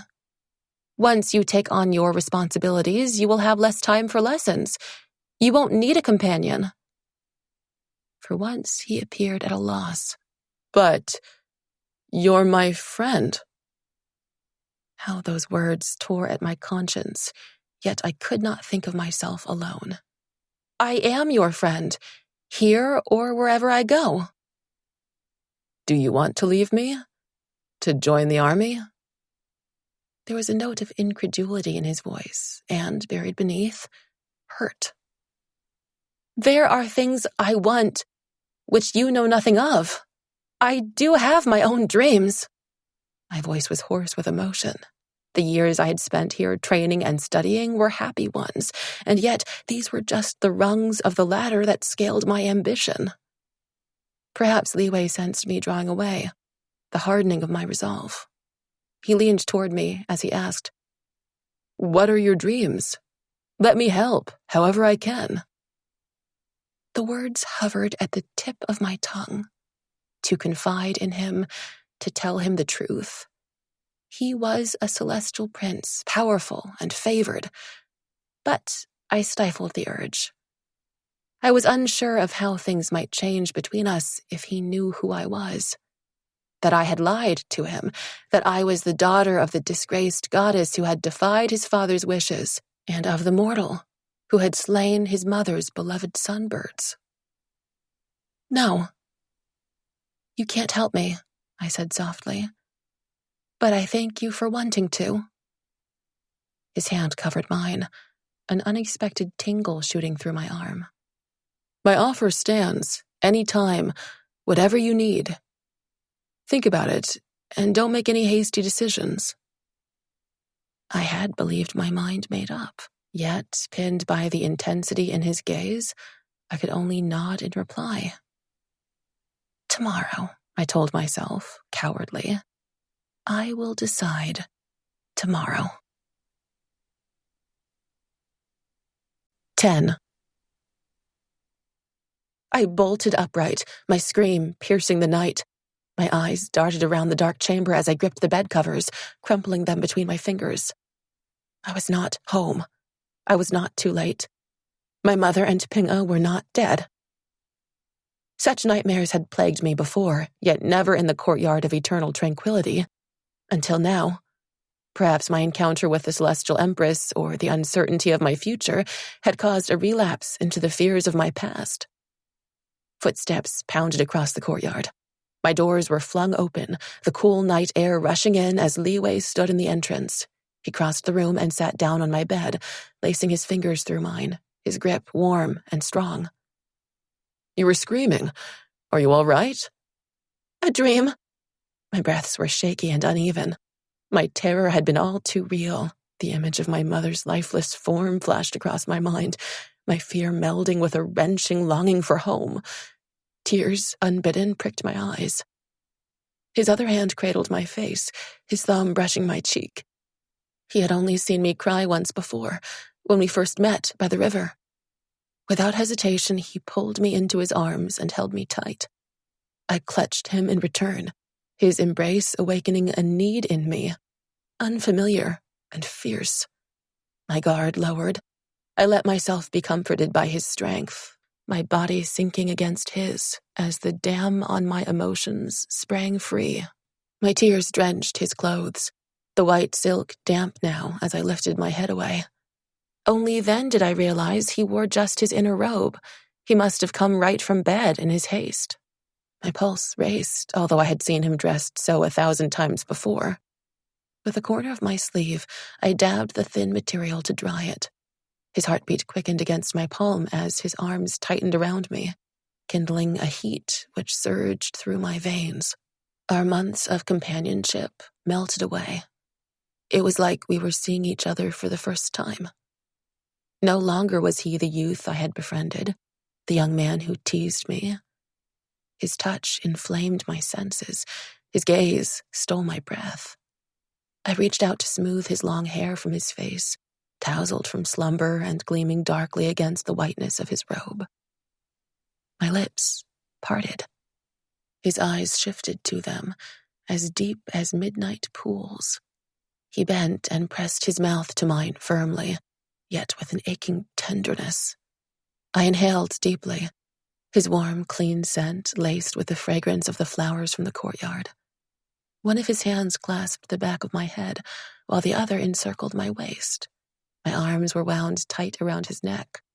I did not know how they came to be there. We held each other so closely, his breath slipped into my mouth, hot and sweet as it mingled with my own. His lips pressed down harder, parting mine, our tongues seeking and entangling. A melting heat spread from my core all the way down to my toes. My limbs were weak as though turned to liquid as we fell, entwined, onto my bed. A gust of wind surged through the open doors. The pale blue curtains around my bed billowed as soft as gossamer clouds. As the window panels rattled, I jerked upright, shivering from the loss of his warmth. My gaze shifted to the courtyard beyond. Anyone passing by could have seen what we were doing. Fortunately, it was still dark, the moon in the sky our only witness. He sat up beside me, running his hands through his hair. "Xingyan, I'm sorry." His words were a splash of cold water, a rude awakening from my daze. Of course he would feel regret. In the darkness of night, stirred by pity and the outpouring of my emotions, it was little wonder he felt obliged to indulge me, and I had been only too eager to take advantage of his kindness. "You have nothing to feel sorry about." My voice was light as I turned away, letting my hair veil my face. In his silence, I read agreement. "This was a mistake for us both, a moment of madness which will be forgotten by morning." A clumsy attempt to salvage my pride. He clasped my hand tightly, pressing it to his chest. "Madness? I've never felt so sane in my life. Do you want to forget this happened? I cannot." My heart beat wildly as the wings of a bird against the bars of its cage. Yet fear and reason, ever vigilant, reared up. "We shouldn't be doing this." He tilted his head toward me. "Why?" His question was startling in its simplicity, but it was not as easy as he believed. There were too many reasons against us, which he knew nothing of because I had kept them from him. He lowered his voice, as though making a confession. "I've wanted to kiss you for a long time now." Heat suffused me again, gliding across my skin like I had lain in the sun. His words drove my doubts away as I reached out and pulled him close, as he bent his head to mine once more. My eyes widened and then drifted shut, lost in a languid haze of desire like I was floating on a river of stars. When we finally broke apart, our breathing was harsh and ragged as we lay entangled in the moonlight, until a stirring in the stillness heralded the approach of dawn. Remembering the day, I scrambled to my feet, digging through the drawer for my gift. As I pressed the silk-wrapped bundle into his hand, I suppressed the urge to snatch it back again. What was a humble shell to the priceless treasures he owned? He pulled the cloth away, staring at the shell within. I picked it up and blew gently into it, the shell glowing as my song filled the room. A joyous one, rippling with promise and hope, and yearning, I realized now. The song of my heart, before I had known it myself. He did not move until it finished. "It's beautiful. What is it called?" he wanted to know. I smiled through the sudden thickness in my throat. "It's yours to name. I composed it for you." He took the shell from me and lifted it again, but I caught his arm. "Listen to it when I'm not here." His body stiffened as he twisted around to search my face. "Are you leaving?" "I didn't mean it that way. It's your birthday gift, not a farewell one." My conscience pricked me at how I evaded his question.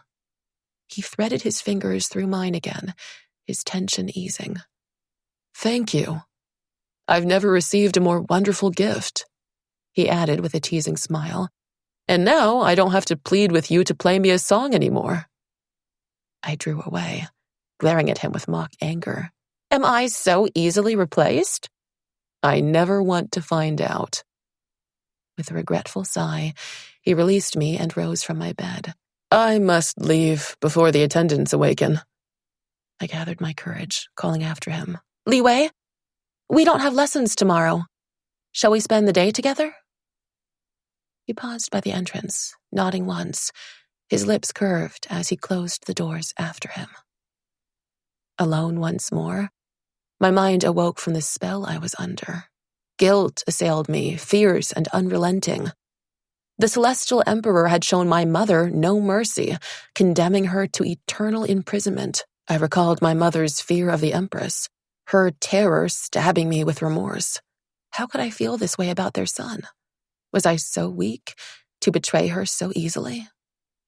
I pressed my fingers to my temples, shoving them through my hair. But this was no betrayal of my mother. Even in the depths of her misery, she had not spoken a word of spite against the Emperor and Empress. She would not hold this against me. All she ever wanted was my happiness.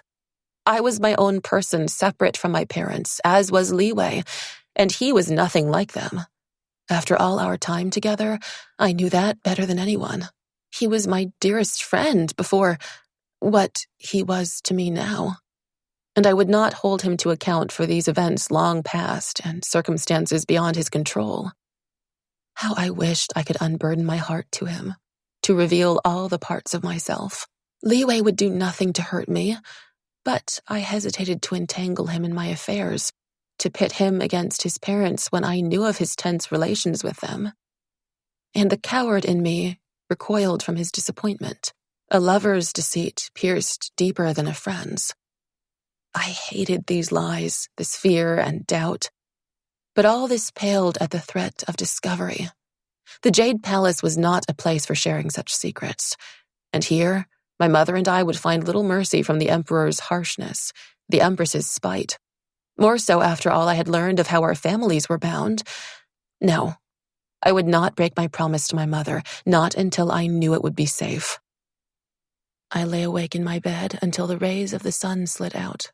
In the morning light, last night's desire faded to the haze of a dream, except for the memory of his lips, seared deep into my soul. 11. I stared at my reflection in the mirror. My black hair fell smoothly to my waist, my skin glowing from my afternoons in the sun. While my features might be unremarkable, I was content with what I saw, even the cleft in my chin, which the Celestial Empress had criticized as a mark of ill temper. I reached for one of my usual dresses, but then pulled out a light blue silk instead, embroidered with colorful birds. When I slipped it on, a starling stitched in green thread spread its wings and flew once around the skirt. My life force had indeed strengthened. Min Yi had asked her friend, a skilled seamstress, to make this, after complaining my clothes were too plain and unbecoming. My closet was indeed filled with white garments. I had not minded, as they reminded me of my mother. But now, life was vivid with color. An unusual interest in my appearance gripped me today. Rarely had I dressed with such care. There was a spring in my step as I walked across the courtyard, but outside Li Wei's chamber, I hesitated. Had it been a dream? What if he did not remember? Worse yet, what if he regretted all that had happened? Steeling myself, I pushed the doors open and entered. He was already up, sitting by the table in a brocade robe knotted around his waist with a length of black silk. A ring of silver pulled his hair up, flowing like a river of ink down his back. His eyes were as dark as they had always been, yet 100 times more beautiful to me now. His gaze lingered over me as he rose to his feet. "Don't look so astonished. I can get dressed without someone holding up my clothes for me." A smile tugged at his lips as he added, "Though I much prefer it when it's you." My treacherous mind conjured up images of all the times I had draped silk and brocade over his shoulders, how my fingers had grazed the hollow of his neck whenever I adjusted the folds of his robe, my hands encircling his waist to tie his sash. I had not given it a second thought then, yet now my heart raced as my throat went dry.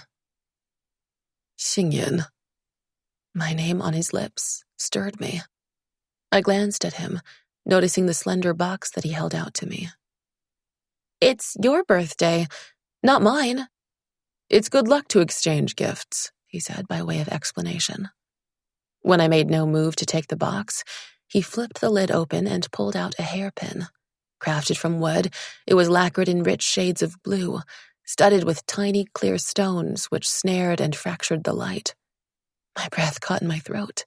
Hairpins were traditionally gifted as a love token, but I quenched the hope that sparked in me. We had made no such promises to each other. As for last night, I was still unsure what it meant in the light of day. I made this a while ago, to match the meaning of your name. It took me a while to get the colors right. He had made this? For me? It was exquisite, his skill capturing all the temperamental moods of the sky. And even if it were not, even if it were just a shaft of plain wood, it would mean no less to me.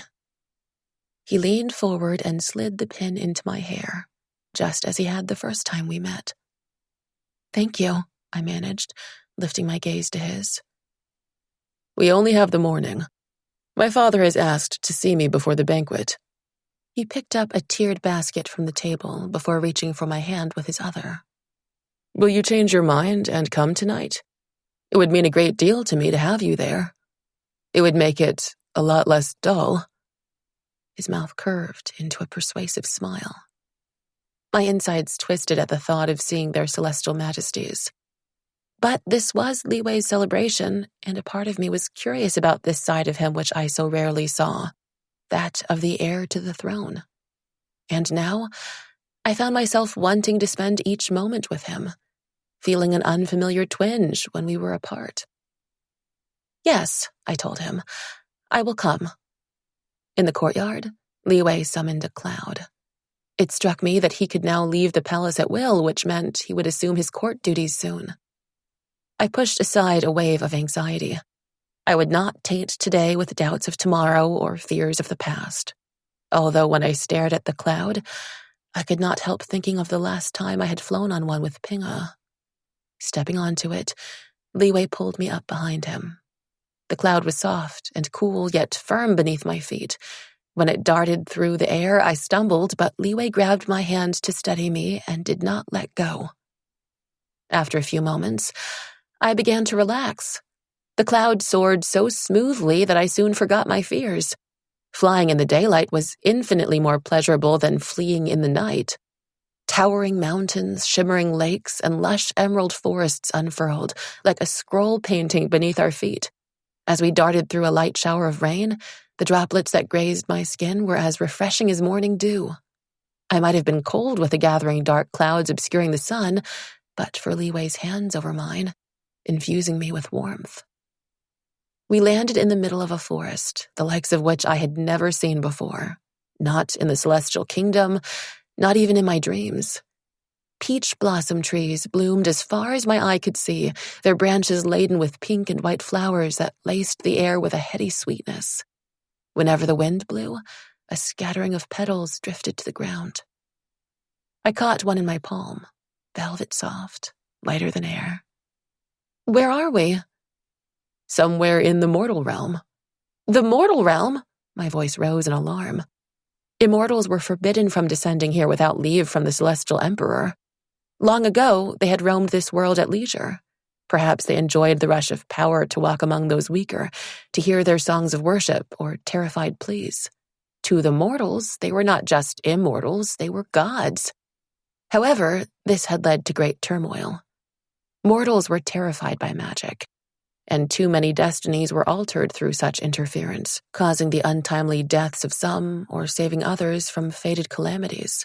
The Keeper of Mortal Fates persuaded the Celestial Emperor to issue an edict, banning all immortals from venturing here freely.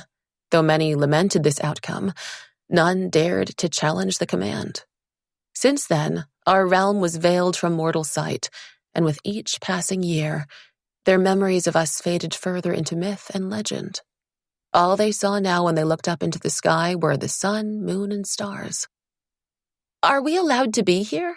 I peered furtively at the sky, half expecting the Keeper of Mortal Fates to descend and haul us back for punishment.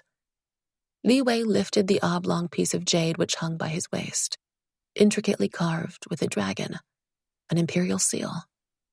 With this, we can go anywhere we wish, he assured me, dropping it down where it clinked against the sky drop tassel.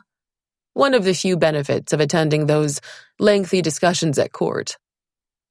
After walking a little farther into the forest, we sat beside a gurgling stream. The soft grass was blanketed by pale petals, a few already browning at their edges. A reminder that nothing here stayed the same, each moment bringing all creatures closer to their inevitable end. I could not help thinking of my father, growing older with each passing day. A longing gripped me to search for him, to seek him out if he lived still. But Liwei knew nothing of my parents, and how could I tell him now? I was glad he could not see my face as he unpacked the basket. Out came a porcelain wine jar, golden pears, and an assortment of steamed buns, some stuffed with sweet bean paste, others with meat. As I reached for one, my hand collided into his. He whisked the plate out of my reach. "How about a challenge for these?" I groaned inwardly.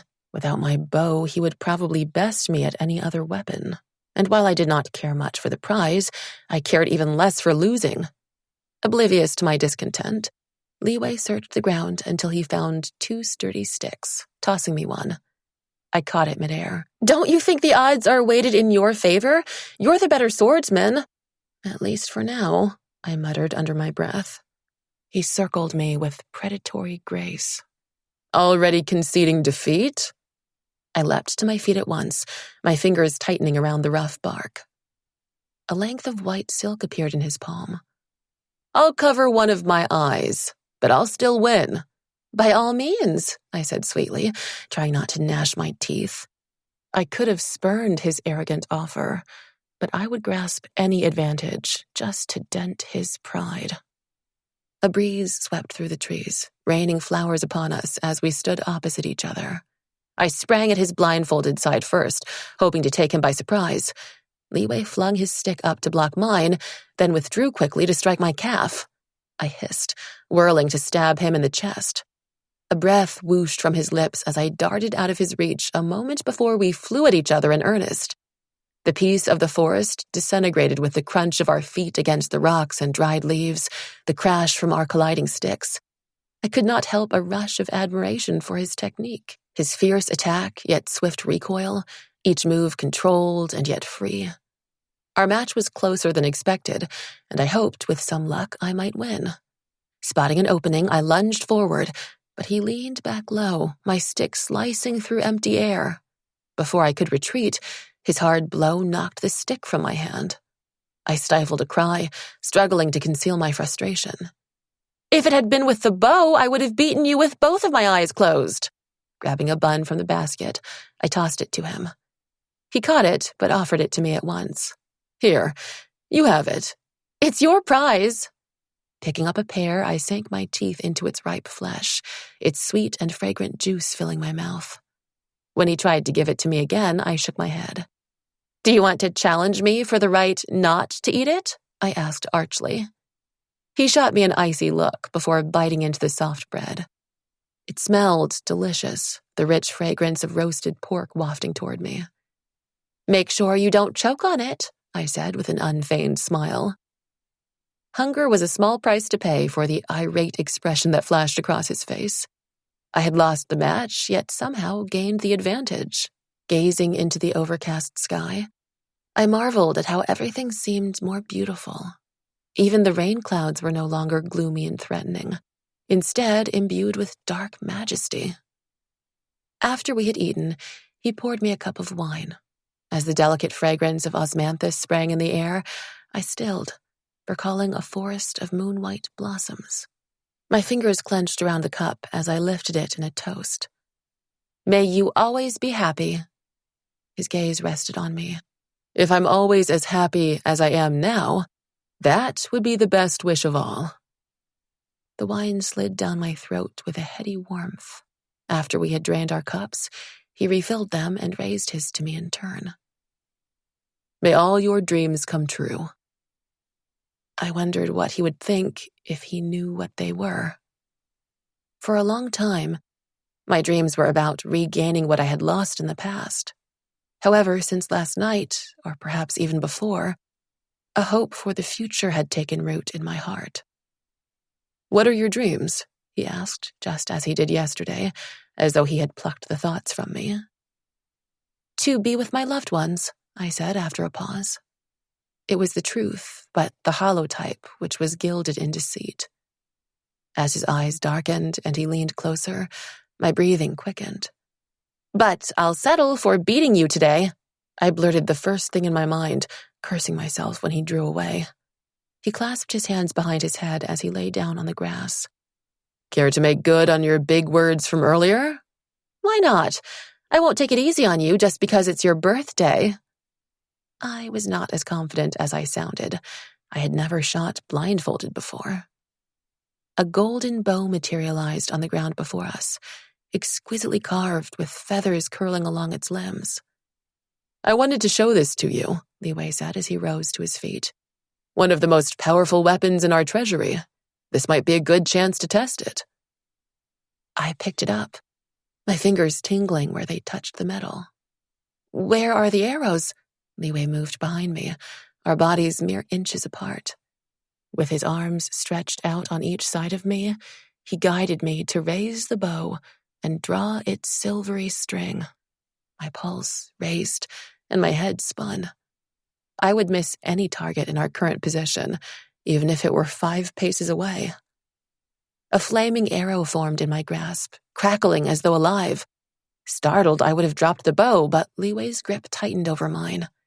When we finally loosened our hold over the string, the arrow vanished. There are few weapons as powerful in existence. Each arrow from the Phoenix firebow can cause grave injury with just a single strike, but only those with a strong life force can wield such a weapon effectively, he cautioned. I stared at the bow, recalling the faded cover of the mortal book. Was it true that my father had used a bow of ice to bring down the sunbirds? An enchanted weapon from the immortal realm? Could someone with a weak life force, a mortal perhaps, use such a weapon? I asked. He pondered the question. Magical items possess their own power. Most of them can be used by anyone, even mortals. However, the stronger its user, the more powerful the item becomes, as it draws its user's energy to augment and replenish its own. If this bow is wielded by one with a weak life force, not only would he or she find it difficult to control, but its might would be greatly diminished. How does this bow draw our energy? It doesn't feel any different from the others. He leaned closer, his breath coiling into my ear. A weapon as the Phoenix firebow forms a connection with its user, seamlessly absorbing his or her energy. This makes it powerful, but also dangerous.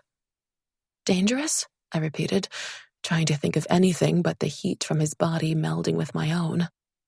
Dangerous, because in the tumult of battle, the users of such weapons may not realize how much energy has been expended until it's too late, he said gravely.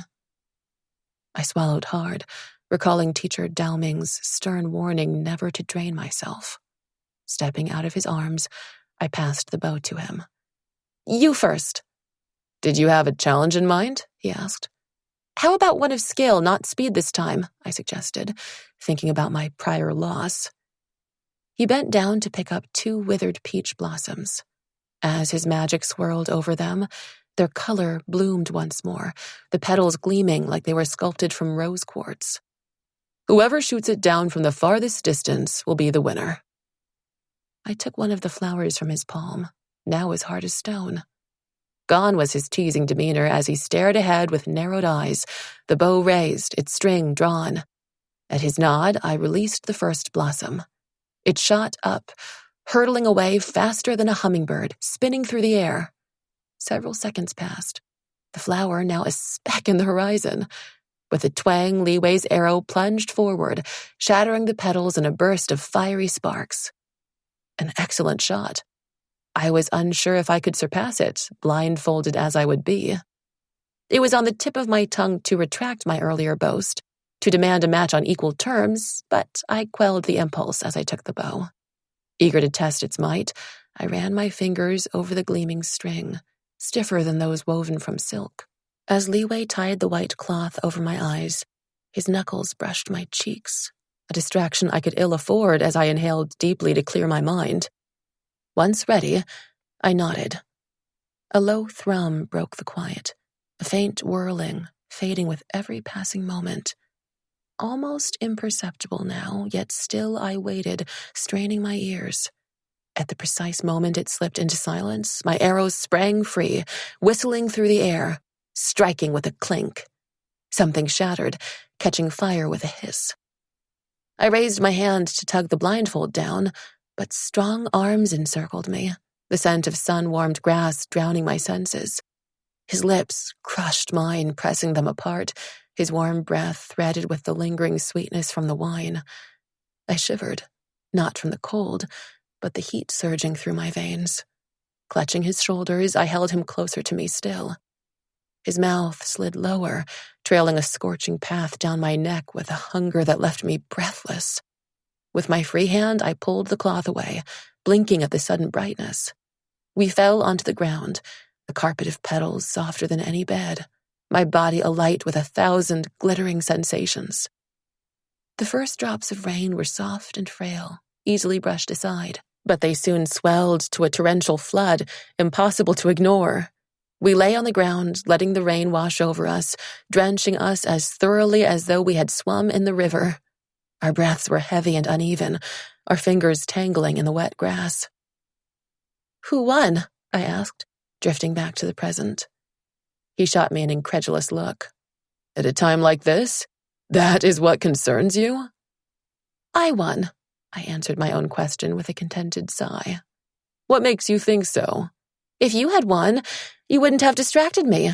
You would have rubbed it in my face, mercilessly." He raised himself up on an elbow to stare at me. "Is that what you believe?" he asked in an aggrieved tone. "Very well. The kiss had nothing to do with how you looked when you drew the bow and hit the mark, even though it had already disappeared." He shook his head. "Why did I fall in love with someone who takes such pleasure in grinding my pride into the dust?" My lips parted in disbelief. "You love me?" "After all our time together, did I have a choice?" I laid my palm against his chest, in no mood for flippancy. "Are you serious?" The light in his eyes blazed a path to my heart as his hand reached out to capture mine. "Yes." As a child, my mother had cautioned me against looking directly at the sun, telling me the brightness of its glare could blind me. Perhaps it was something her own mother told her. While it might be true for mortals, I now doubted such a thing could harm an immortal's sight. Still, her warning stuck. Whenever I saw the fiery orb in the sky, I would instinctively turn or shield myself. Today, I had finally dared to gaze at the sun, allowing its radiance to blaze through me unhindered, spilling through my veins until I was aglow. Never did I imagine such luminous joy existed, and never again would I be content to remain in the shadows. After the downpour, the sky was clear once more. Leeway summoned a cloud to take us home, and on the way we dried our clothes. Had we returned in our sodden state, we would have given rise to prying questions and unwanted gossip. As we flew back to the Jade Palace, my spirits were lighter than the clouds we passed. In my room, I sank onto my bed in a dreamlike daze. Rest was far from my mind as the exhilaration coursing through me smothered all hope of sleep. When someone knocked, I opened the doors to find an attendant holding out a roll of paper bound with silk cord. "His Highness asked me to give this to you." As I took the paper and thanked him, he added, "Someone is waiting for His Highness outside." Wondering who it might be, I entered the courtyard to find a girl sitting in the pavilion. Her aura was warm and light, though it pulsed with strength, too. She was startlingly pretty, with slender, upturned eyes and a heart-shaped face and delicate features. Rose silk draped her tall frame, and her dark hair was held up by gold hairpins, from which strands of rubies cascaded, glowing with inner flame. I bowed to her in greeting. Was she a courtier's daughter, or one of the Empress's favored ladies? "Is Prince Liwei here?" Her voice was gentle and sweet. Tendrils of jealousy wound around my heart, but I gave her a pleasant smile. "His Highness is with their celestial majesties," As her shoulders drooped, I added, "Is there anything I can help you with?" "I have a gift for His Highness, but I can give it to him later." The girl glanced down at the half-finished painting of a peach blossom tree on the table. A few brushes were soaking in a pitcher of water, and a porcelain tray lay beside it, still wet with paint. Li Wei must have worked on this just a short while ago. "Is this Prince Li Wei's work?" She traced the outline of the branches. "It's beautiful." "His Highness has many skills," I said. As she rose to leave, her elbow knocked over a paintbrush. Dark green paint splattered across the artwork. She gasped as she pulled out a silk handkerchief, dabbing furiously at the paper. I rushed forward to help her, jostling the pitcher. It tipped over, water spilling onto the table, soaking the artwork in moments. Of the once exquisitely painted tree, only dark green smudges could be seen in the sodden mess. Her fingers twisted her handkerchief into knots, her throat working with words she did not speak. "It might have been the wind," I said solemnly. She blinked at me. "Or a bird," she agreed quickly. Our eyes met in a profound moment of understanding. Shortly after, she left, turning around once to stare at the courtyard. Back in my room, I unrolled the piece of paper from Li Wei. It was a painting of me, standing beneath a flowering tree, an arrow drawn through my bow, poised in the moment before flight. My gaze was intent on the target, my mouth set in determination, my back straight and tall. My pulse quickened. To think he saw me this way, strong and, somehow, beautiful. At the bottom of the paper, a message was written in his bold brush strokes. "You may have won the challenge, but not the greatest prize." A slow smile spread across my face at the memory of our earlier embrace. Taking a piece of paper, I dipped my brush in the ink and wrote my reply. "There are no prizes in the game of hearts." My mother would have been pleased. My calligraphy had improved. Folding my note up, I dropped it into my pouch. I would find a fitting moment to give it to him tonight. 12. The Hall of Eastern Light had no ceiling, opening to the starlit sky. Its white stone walls were streaked with veins of pure gold, while the floor was paved with jade tiles carved into flowers. Glowing crystal pillars illuminated the room, as did the hundreds of silk lanterns strung between them in fiery shades of crimson and vermilion. The fragrance of rare blossoms perfumed the air, mingling with the delicious aromas from the food piled onto the rosewood tables. Coveted immortal peaches were stacked high on silver platters to be distributed at the discretion of the Celestial Empress. Just one of these peaches, creamy ivory with a divine blush, had the power to strengthen an immortal's life force or prolong a mortal's life. Even in the Celestial Kingdom, such decadence was rare. The richly dressed guests greeted each other effusively, flushed with excitement and wine. I had only just arrived, and already I was lost in this sea of strangers. Someone tapped my shoulder. It was General Jianyun, for once without his armor, a long coat of silver brocade draped over his gray robe. I cupped my hands and bowed, relieved to see someone I knew. "Is this your first banquet?" he asked.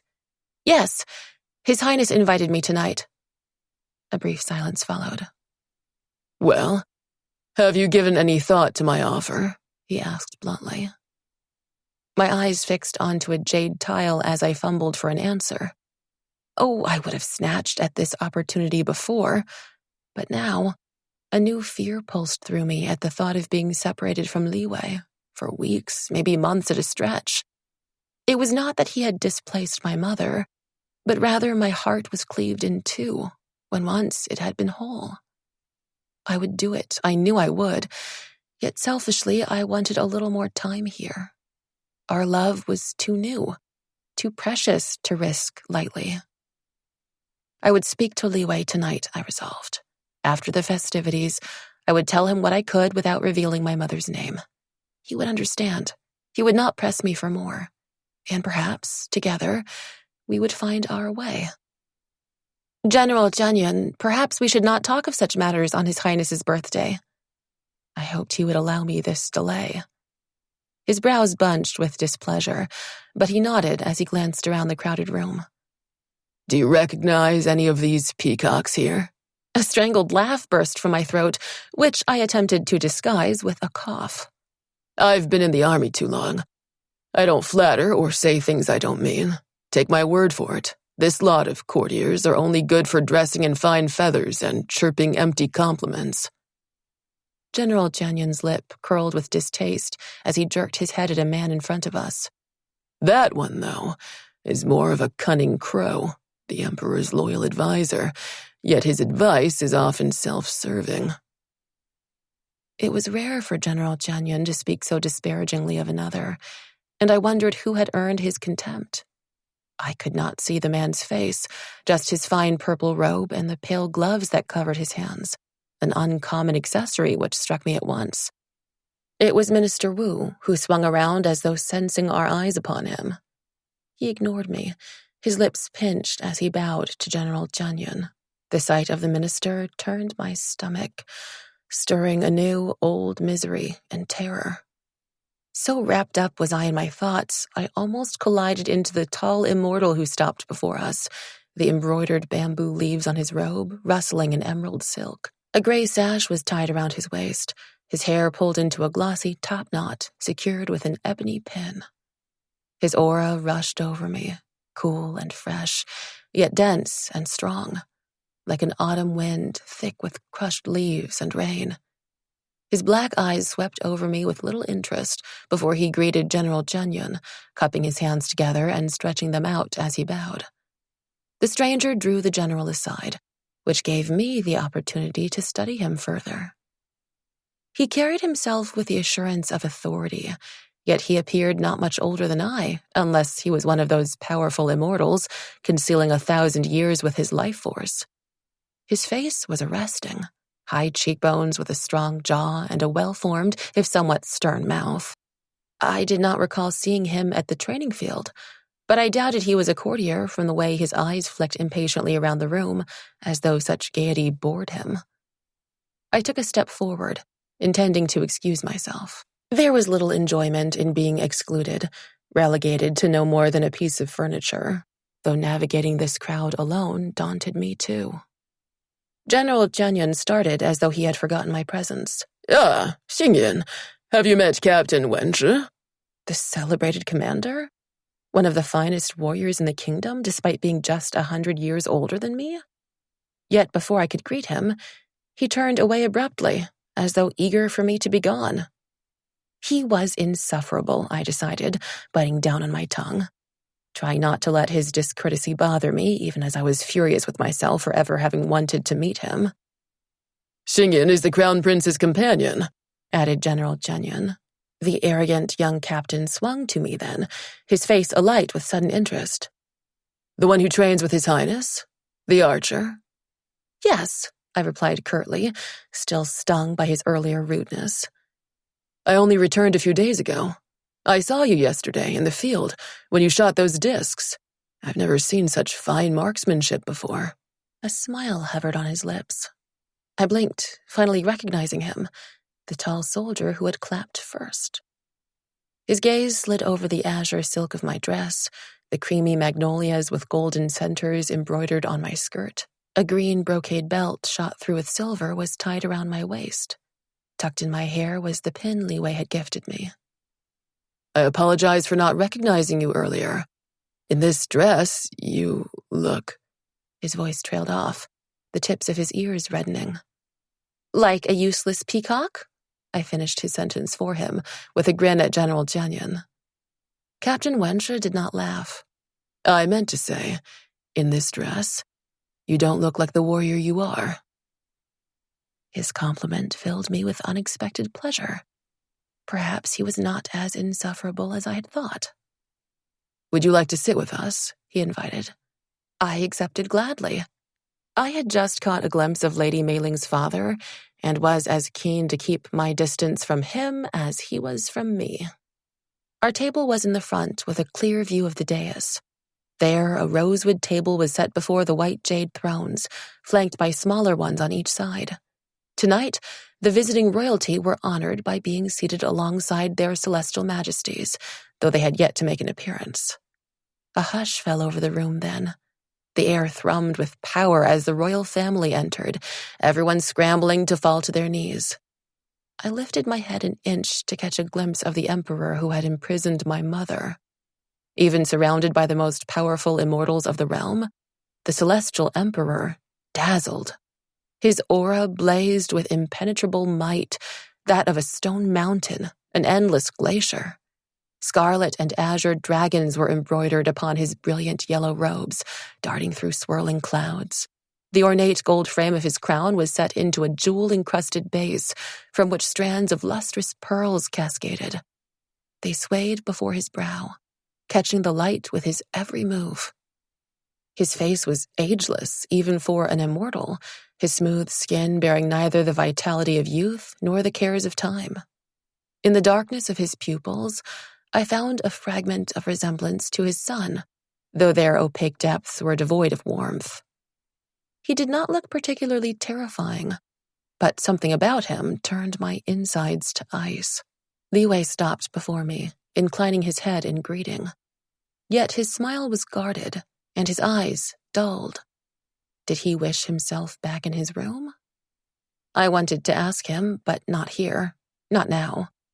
Just by acknowledging my presence, he had flouted the protocol that required him to greet the honored guests first. As he walked away, my pulse fluttered as I stared after him like some moon-eyed girl. He looked magnificent tonight, his coat of midnight brocade parted to reveal his silver-white robe, shining as though woven from starlight. His hair was pulled into a gold and sapphire crown, held in place by an ornate pin. The monarchs of the four seas. General Jianyun nodded toward the dais, mistaking my keen interest. It's rare to see them together. Relations have been strained since the western and northern seas' support of the demon realm. However, that is in the past. Perhaps this heralds a new beginning. Each of them wore flowing robes in varying shades of blue and green, but there the resemblance ended. The king of the eastern sea's long hair glistened as spun silver against his dark skin, while the queen of the southern sea's green eyes gleamed from her pale face. The remaining two monarchs sat stiffly upon their chairs, one wearing a crown of coral, the other of turquoise and pearl. Who sits beside them? I stared at the striking immortal with jeweled blossoms sparkling from the coils of her hair. The flower immortal. Our exquisite gardens are the results of her endeavors. I've seen her revive a withered garden with a flick of her wrist, although she's not as powerful as her predecessor, General Jianyun remarked. What happened to her predecessor? It was rare for an immortal to surrender their position. Lady Hualing chose to live away from the celestial kingdom in the eternal spring forest, a place she cultivated to her liking.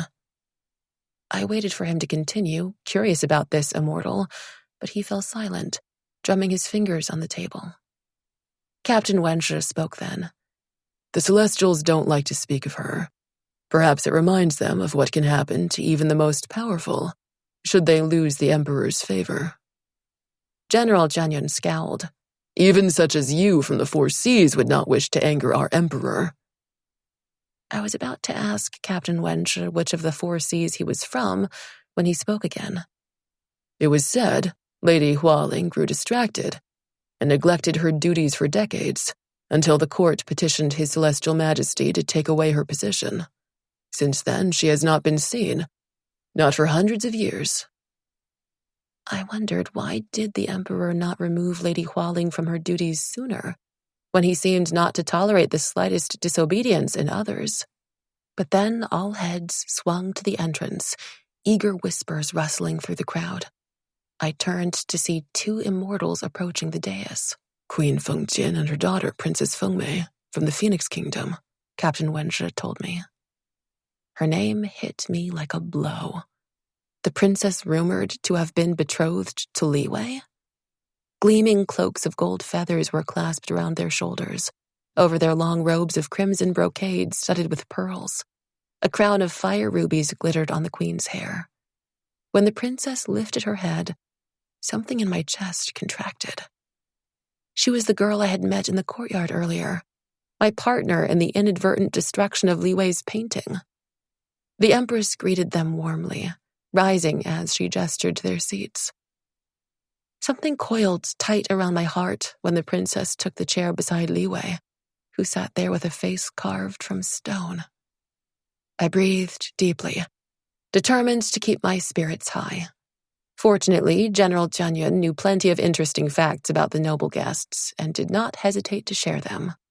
For the most part, Captain Wenzhi was silent but solicitous of my needs, ensuring my wine cup was always full and placing the choicest delicacies on my plate. Whenever I looked up, I found Li Wei staring at me. As the night progressed, his expression grew darker than a moonless night, more thunderous than a spring storm. At this moment, he appeared more fearsome than the Celestial Empress. Captain Wenzhi leaned toward me. Why is His Highness glowering at you? You must be mistaken, I said quickly, trying to conceal my unease. The look he shot me was one of disbelief, but then he shrugged. In that case, he must be staring at me. Perhaps it was the wine loosening my tongue, or the informal way he spoke as I replied. Do you think your appearance so pleasing? Not everyone is struck with admiration at the sight of you. I would be interested to hear what you think of me. His brows were arched in a seeming challenge. Even if it does not please you? Especially if so, he said, his voice deepening. I laughed, a hollow sound, unable to banish this feeling of unease, that something was not quite right. Why was Li Wei glowering at me? There was no other way to describe his clamped lips and his eyes, burning like coals into mine. Unfortunately, the Empress noticed it too. She crooked her finger at me, the pointed gold sheath glinting in the light. Only now did I realize that these were no mere ornaments, but phoenix talons, said to be laced with a potent poison. Dragging myself to my feet, I walked to the front of the dais and knelt, awaiting her command. Her piercing gaze reminded me of a hawk swooping down upon its prey. Your hairpin is lovely, a rare treasure indeed. Where did you obtain it from? The softness in her tone sheathed the dagger in her words. Heat rushed into my cheeks as I fumbled for a response. A polite reply, a witty remark, anything but the yawning silence implying guilt where there was none. Li Wei rose and clasped his hands before him, folding over in a bow. Honorable Mother, it was my gift to her. You're fortunate that my son is so generous. How do you plan to repay such kindness? Her red lips parted in a mirthless smile. Today is my son's birthday. What gift did you bring him? I can only hope it is one of equal worth. Li Wei raised his voice. Honorable Mother, there is no need for this. If this offends you in any way, I ask that you speak to me alone. She ignored him, the covers on her nails glinting as she tapped them on the armrest. She meant to humiliate me, announcing to everyone that I did not belong here. But I was not ashamed. I was furious, not just for myself, but for her threats to my mother, her failed attempt to ruin my father, her selfishness in not reining in the sunbirds until tragedy had struck. No, I would not flinch from her stare. I would not cower from her condescension. I lifted my head, a bright smile on my face. I have given His Highness my gift. However, if you wish me to share it, I would be pleased to oblige you. She stared at me as though I were the lowliest of insects. With an imperious nod, she gestured for me to proceed. I drew the flute from my pouch, my fingers as cold as the jade in my hands. My tongue flicked over my dry lips as I stole a glance at the crowd, beginning to regret the reckless words that had gotten me here. Some guests appeared bored, while others glowed in anticipation of my encroaching humiliation. How could I perform before such an audience? I could barely breathe, my ribs clenching as though they were squeezed together. Behind me, footsteps clicked against the floor as someone approached. It was Captain Wenzhi carrying a stool which he placed before me. Bending down, he whispered in my ear, When the battle lines are drawn, advance with a clear mind. I swallowed hard, nodding to him in thanks. His words were a comfort to my crippling fear. To retreat now would indeed be worse than failure. I would rather the Empress think my performance lacking than believe me to be a coward or liar. I sank onto the stool, grateful to sit and hide my shaking legs. Drawing a deep breath, I lifted the flute to my mouth. The Empress, the Emperor, the royal guests blurred from my vision. All I saw were Li Wei's eyes looking into mine. This was his song, and to him alone I played. My notes soared, clear, strong, and true, reflecting every emotion he had ever evoked in me. The moment it ended, I bowed to the dais and fled back to my seat. I wished I could disappear into the ground amid the silence, punctured by a smattering of applause from those who had not yet realized the expression on the Empress's face was not admiration, but rage, boiling over like a pot left too long on a stove. My anger had cooled, and I worried how she would retaliate. Not now, but later. She would not forget this insult. I did nothing except what she had asked, and yet we both knew my defiance lay in refusing to let her make a fool of me. While she was the Celestial Empress, she was also Li Wei's mother. Through my rashness and pride, I had tangled further the ties between us. I tried to catch Li Wei's attention, but then the sweets were brought out, the guests murmuring in delight. The confections were exquisite, almond cakes pressed into the shapes of flowers, golden squares of osmanthus jelly, crisp sesame balls, and a rainbow assortment of puddings, but my appetite had vanished. The Empress whispered to her husband, who nodded once. His deep voice rumbled across the sudden hush in the hall. Tonight, we come together to celebrate the birthday of our son, Crown Prince Li Wei. As it happens, this is a double celebration. We are just as delighted to announce his betrothal to Princess Feng Mei of the Phoenix Kingdom. May they forever be of one mind and find everlasting happiness together. As though in a trance, my hand moved of its own volition, joining the others in raising our cups to our lips. I did not taste what I drank, if it were anything at all. The Emperor's announcement slid into me as a blade to my chest, twisting cruelly when it struck. I heard nothing beyond the roaring in my mind, not the cheers from the guests springing to their feet, nor the clapping which resounded throughout the hall. My fingers curled on the table, my nails scratching the polished wood. Tears pricked my eyes, but I fought them back, biting down on the inside of my cheek until the warm taste of metal and salt filled my mouth. A wedding was a joyous occasion, believed to bring luck. As the guests fought to outdo each other in lavishing praise upon the couple, I sat numbly in my seat without the strength to even flee.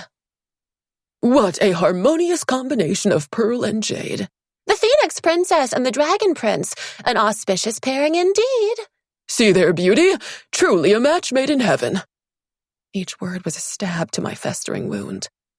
I glanced up at Li Wei in disbelief, half expecting him to leap to his feet in denial, to tell me this was just a cruel prank. He did not look at me, though, and his eyes were wintry, devoid of light. Worse yet, he accepted the congratulations from the guests with a terse nod. Princess Feng Mei blushed at the attention, and when she touched Li Wei's arm, my insides shriveled as a dry leaf dropped into the flames.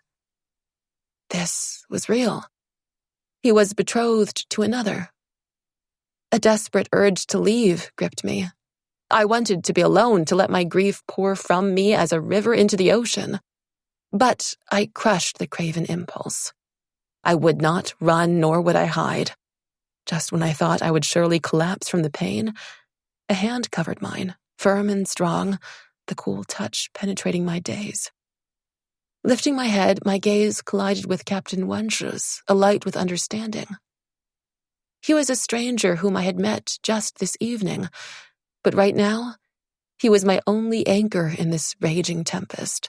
I accepted his silent comfort, clutching his fingers, feeling as empty as a discarded wine vessel which had been tipped over. spilling its contents into the uncaring soil.